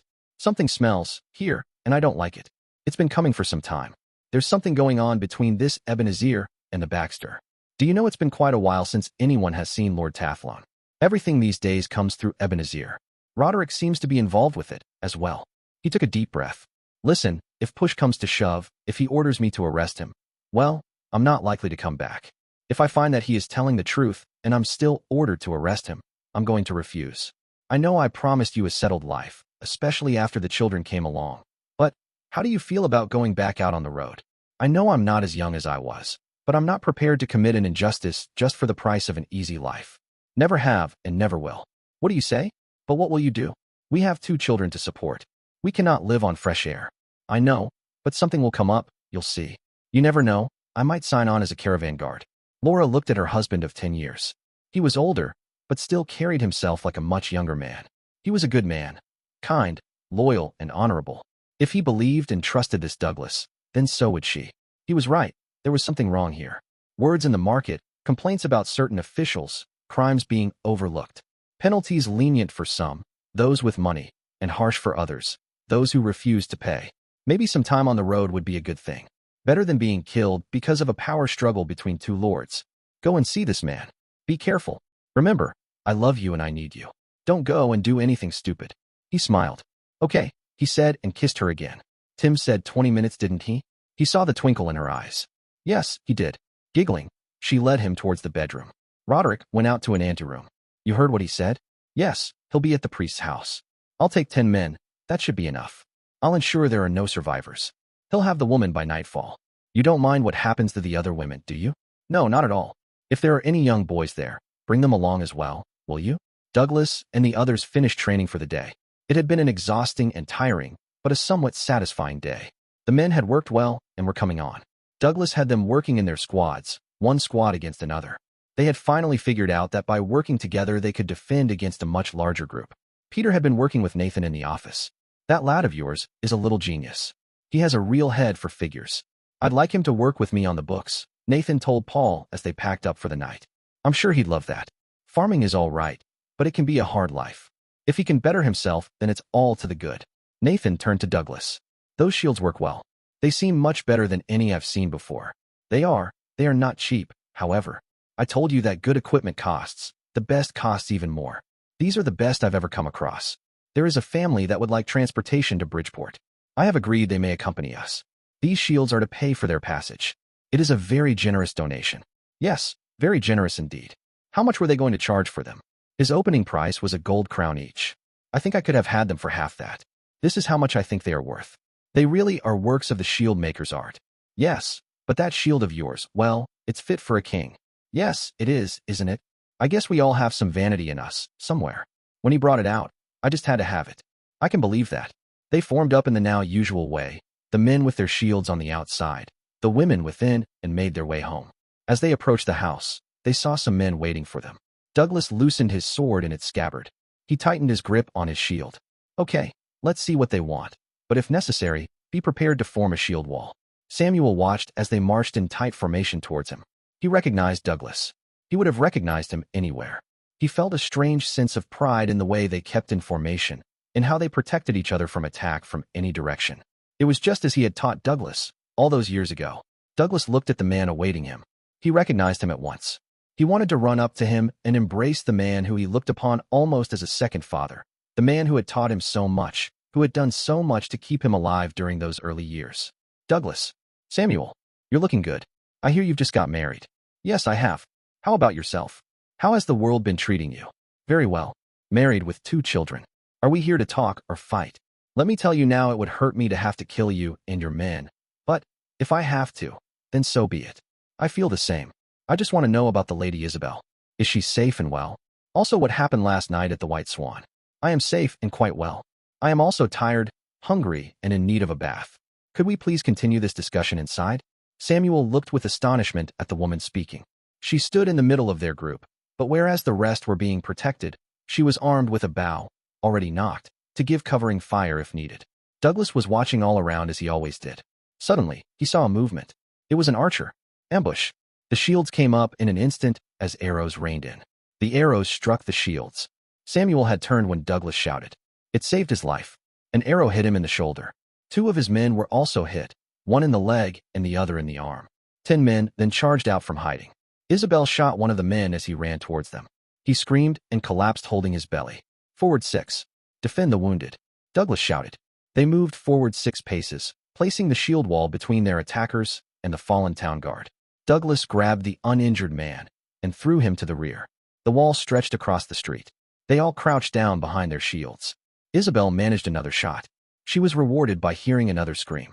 Douglas smiled. The adrenaline was up and running. This was what he lived for. This was when he felt so alive. He waited until their attackers were almost on top of them. Now thrust. The spears were thrust forward. More screams as men were impaled. He watched the man in front of him slowly slide to the ground. He pulled the spear from the man. He looked up and down the line. For more men lay on the ground. The others, seeing that the attack had failed, turned to run away. Isabel got another one as he fled. Get the wounded inside. I'll check these to see if any live. If they do, I'll find out who they are, who they work for, and what the hell is going on. Get my wife. Send Rupert to get my wife. She's a healer. Get her now, and the children, Samuel gasped. Rupert, who was the only one of the guard not wounded, immediately ran off in the direction of Samuel's house. All right, my friend. We have you now. Let's get you inside. The wounded were brought in. They undressed them as best they could. Douglas went to check on the wounded attackers. He saw Alan approach one. Alan, get back. As Alan jumped back, the man lunged at him, dagger in hand. He missed. The man groaned with the effort and pain. Thanks for that. How did you know? Seen it too many times. Look, get your shield. I'll show you how to approach a wounded man. Douglas held his shield, keeping his shield between him and the wounded man. Right then, are you going to try any more of your tricks? Screw off, you scumsucker. Douglas pushed his spear into the man's wound. He screamed, the blood flowing even more freely from his wound. That looks bad, but it hurts. Now I'm going to ask some questions. Answer them, and I'll give you mercy. Don't answer them, and I'll make sure your last minutes are filled with torment. Your choice. Screw off. I'll tell you nothing, he gasped, the pain even stronger. Very well, you had your chance. Douglas picked up the man's fallen dagger and jammed it into the man's leg. He screamed and wept with the pain. Don't want you wandering off now, do we? Let's go and see any of the others want to talk. They moved to the next man.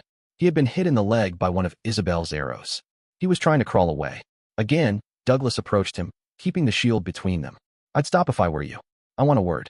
The man continued to move. Douglas shook his head and brought his spear down, pointing it at his face. He shook his head. Who sent you? I can't. They'll kill me. Douglas laughed. And what exactly do you think I'll do after you try to kill me, my wife, and my friends? I'm going to count to 5. If you don't tell me what I want to know, I'm going to start sticking you with my spear. 1, 2, 3, 4, 5. The man lay there shaking his head. Douglas stood and rammed his spear through the man's hand. He screamed, please, please, have mercy, they'll kill me. Who will? Roderick. He paid Garth, our leader. If I say more, they'll kill me.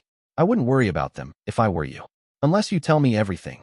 Right now, I'm going to geld you, and you can bleed to death right here in the street.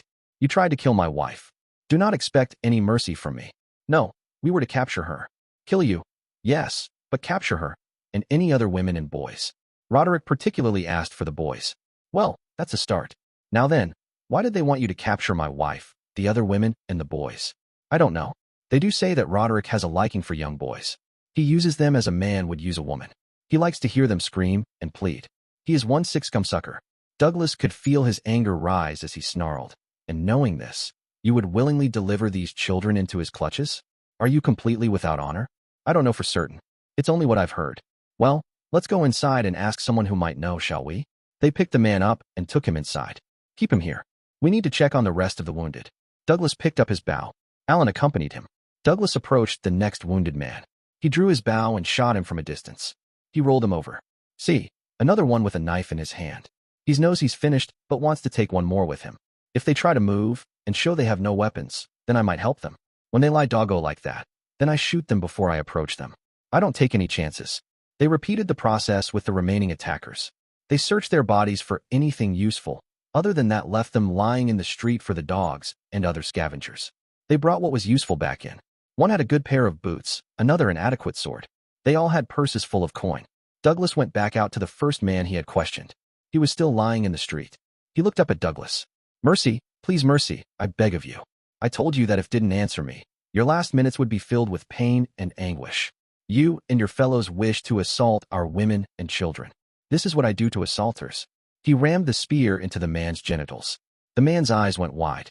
The pain was so great he could not even scream. All he could do was gasp. You'll bleed out in a few minutes. It's a shame for you that you are so strong. Most would have passed out before now. I promised you your last minutes would be filled with pain and anguish. I am a man of my word. Douglas could hear the man whimpering as his lifeblood flowed out onto the street. He returned to the house. Isabel was waiting for him. She threw her arms around him. Oh, my darling. I was so scared. Why did those men attack us, and who are these other men? First, we are going to question the one I brought in here. The other men are the town guard come to talk to us. One of them is an old friend. I want to hear what he has to say before I decide what to do with him. They went into the kitchen where the men were sitting. Miriam was cleaning their wounds. I got the shaft out, but the head is still in. He said not to touch it until his wife got here. We managed to get the other arrows out. I've cleaned the wounds as best I can. Okay, thanks. Hello, Samuel. It's good to see you again, but it's not how I'd have wished it. What's all this about? That's what I came here to ask you. I had a report that someone was holding the Lady Isabel hostage. There is also the question of 4 men killed at the White Swan last night. As you can see, Lady Isabel's no hostage. She stood next to him, her arm holding him tightly. He looked down at her. She had turned pale. She was starting to shake. Sit down. Miriam, hot sweet tea and a bucket. Now. Douglas sat her down. He pushed her head between her knees. Miriam brought a bucket over, just in time. Isabel was violently sick. First time? Samuel asked. Yes. I had the same reaction, remember? Yes, and you pissed yourself. But you stayed in formation. You held the line. He was a big scumsucker. I thought I was dead. I remembered what you had told me. I waited till he raised his sword to strike, and then stuck him with the spear. I still remember the look on his face, can still hear his scream, still remember the smell. It never leaves you, does it? No, it doesn't, said Samuel, shaking his head. The tea was brought. Isabel drank slowly. So what about those 4 men last night? Douglas sat next to Isabel, holding her as she recovered. Oh, that was easy. I heard they were looking for us and offering a reward for information. I went there to tell them to leave. They chose to attack me instead. Their mistake. One of them was a skilled swordsman, a true professional. I had them call an undertaker to take care of the body. He was a messenger for the Baxter. He had some papers on him. I'll ask the bishop to read them to you. The bishop? Yes, the Bishop Radcliffe is one of our party. Either he, Carlos, or Isabel can read them to you. They tell an interesting story. We'll be leaving at the end of the week. If we don't, I'm afraid the body count will rise dramatically. Why, what's going on? Well, it's the fact that the Earl is not really in charge anymore. It's a man called Ebenezer. He has made a deal with the Baxter to carve up Lord Blackmore's land between them. He is in league with Lady Blackmore. Ebenezer's taken a liking to Isabel and wants her as his slave. If we stay much longer, there will be a few less rulers or 1 less ex-mercenary. Things could get very messy. Just one thing. Do you know a man called Roderick? Well, we did wonder. Things have been changing just lately. Nothing you could put your finger on, just a feeling. We've been around long enough to sense these things. In answer to your question, yes, I do know a man called Roderick. He's the leader of the town council. Why? Did you know he likes young boys? What? No, I did not. Who told you this? Does he have proof? If it's true, I'll geld the scumsucker. Douglas looked over to the man they had taken prisoner. Well, you better tell Samuel what you told me. The man swallowed. He had heard what was said. He knew that his life hung by a thread. We were told to capture the women and any young boys. Garth told us that Roderick had especially asked for them. Told us that he liked to use them like a woman. He loved to hear them scream and beg. He's a sick scumsucker, he is. The Lady Isabel was to be given to Ebenezer, and we could do what we wished with the rest. Douglas sighed and said, "This is my wedding night. I was hoping to spend it with my bride. It looks like another late night. Where does this joker live? No, that's not how to handle it. That would simply make you an outlaw. Let me handle this. My wife will be here soon. I will ask that you and your companions take her and my children in. Once this is over, I don't think this will be a safe place for them. Exposing their plans will throw them into confusion. It will either force them to act before they are ready, or give up completely. I don't think people like those will give up easily. No, neither do I. What do you intend? I will take our friend, here, and present him to the council. Even if they dispute his claims, the rumors that Roderick likes to hurt young boys will mean he's finished, politically. After that, well, who knows? Perhaps an angry father, or even a previous victim can take revenge. Who can say? I do know he will live the rest of his life, which won't be long, looking over his shoulder. Let others have the blood on their hands, this time. Very well, we'll do as you suggest. What are your plans? You do know if you do this you'll have to leave? They will not like having their plans disrupted. They will come after you. I know. I'll cross that bridge when I get to it. For now I want my wife here to get this bloody arrowhead out. Just then a very anxious woman with 2 children in tow knocked on the door. Father Patrick answered it. Father, I've been told my husband is here and he's been shot. Ah yes, Samuel. Come in, my dear, they're in the study. He led her into the study.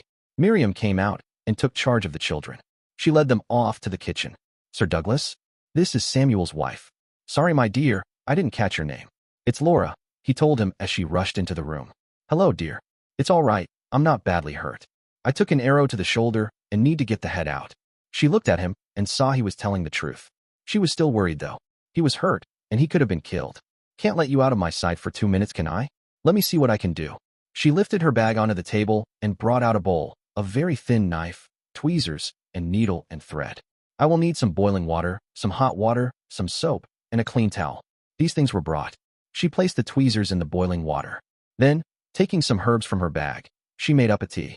With another bowl, she made up another infusion. Drink this. While it's taking effect, you can tell me what happened. I came to talk to Sir Douglas, here. When we arrived, we were attacked by Garth and his men. That's one of them, over there. Sir Douglas protected us and fought off the bandits. He killed quite a few. That was their bodies lying out in the street. We have uncovered a plot involving Roderick and Ebenezer. I will be going before the council tomorrow to present my findings. He won't let that lie. He will want his revenge. I know, we're going to have to leave. If Sir Douglas will have an old man on his books, I'll sign up as a guard. Well, he'll have to wait until you're healed. Hold still and bite on this wad. This is going to hurt. She placed a wad of leather between his teeth. They all watched as she first washed the wound, and then made a small cut. She then felt around with the tweezers. She extracted the arrowhead. She next washed out the wound with the infusion in the second bowl. Samuel grimaced and hissed with the pain. She then stitched the wound up. I don't know about a wounded old man, but I have a place for a first-class healer. I know the men would be a lot happier if you were along. That was fantastic. I've seen many wounds attended to, but very few with that level of skill. I know. I've been on the receiving end of many a drunken butcher. Knowing they could no longer stay in town, she replied, I know my husband. His word is his bond.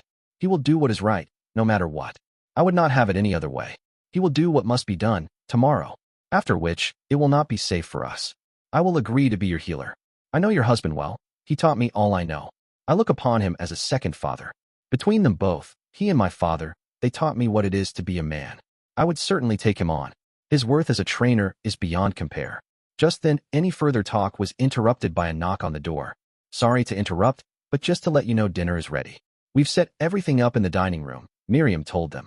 They all trooped into the dining room. A wonderful meal was spread out before them. This is fantastic. Thank you so much, gushed Isabel. You have excelled yourself again, Miriam. Thank you. They all sat down to the meal. The bishop said the grace. As usual, Miriam had worked her magic. The meal was superb. Toasts were made, one after another. Laura looked around at this strange group she and her family had just joined. She really was now traveling in exalted company. Not only was there a real-life lady, she was sharing the table with a bishop. Talk went round the table. Soon it got round to how everyone met. The bishop started with telling them how Carlos had been sent to him from the seminary as he didn't think he had what it takes to become a priest. They became friends, that then grew into love. Although she said nothing, Laura was shocked. 2 men. Next came Paul and Miriam. Paul told them that they had known each other since childhood. They had grown up together. Paul told them that he had first really taken notice of Miriam when she was about 10. By the time she was 13, he knew that she was the only one for him. Miriam said that she had always felt the same way. Michael told them that he had met Brianna while he was working at the stables at Lord Blackmore's. It was love at first sight. He had screwed up his courage to talk to her and help her as she went around her duties. Brianna told them that when she first saw Michael, she thought him cute, if a little smelly. She told them she had watched him secretly. She saw how he treated all the people and the horses. She could tell he was a good man. By the time he had gathered enough courage to ask her out and tell her how he felt, she found she felt the same way. Next, it was the turn of Gordon and Henrietta. They told of how they had met when their fathers had visited each other on business. The families knew each other and were amicable to a union. The wedding had been a grand affair. Both families wished to make an impression.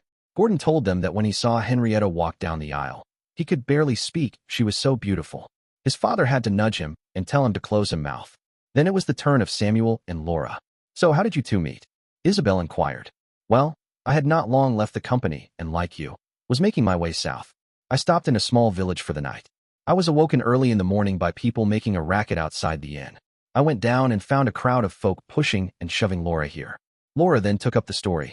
I'm a healer, as was my mother before me. Our cottage was on the edge of the village. My mother had died earlier in the year, and the miller had wanted me for his wife. He was old and ugly, so naturally I told him no. He started a whispering campaign against me, telling the others in the village I was a witch. A blight had affected some of the fields in the village, and a sickness had hit the cows. The miller stirred up the people against me. They were going to put me on the ducking stool to prove one way of another if I was a witch. If I drowned on the ducking stool, then I was innocent. But if I survived, then I must be a witch and would be burnt at the stake. Either way, I would be dead. The miller and his pals had been drinking all night and decided that today was the day to test the witch. Samuel continued. I saw them pushing and shoving her. I, of course, intervened. I took my staff and clout those holding her round the head. I asked what they thought they were doing. When I heard, I said I would take her away with me and relieve them of the problem. Most of them agreed. Only about 5 or 6 wished to argue. I soon made them see reason, and we left. Laura laughed and said, there were 8 of them as I remember. They were not happy as they wished to strip me naked and tie me to that damn stool. My robe was already torn and in tatters. They charged Samuel. I will never forget the look on your face. You just sighed, shook your head, and proceeded to put every single one of them on the floor. They never even got close. The way you hit the miller. Well, he'll never have to wonder if he'll father children, as the answer is no. You then wrapped me in your cloak, took me home, and helped me pack. We've been together ever since. I've loved him from the first moment I saw him. 10 years we've been together. I have never met a more honest, loyal, honorable man in my life. Isabel laughed at this. It must be in the water or something. We were on our way to the convent in Riverdale. I was to be incarcerated there for refusing to marry Earl Tathlone. We had made camp in what Douglas calls a honey pot. Bandits were about to attack us. They had already killed one of our party. Douglas comes along and drives them off. All by himself, mind. I was awakened by the body of one of them falling on me.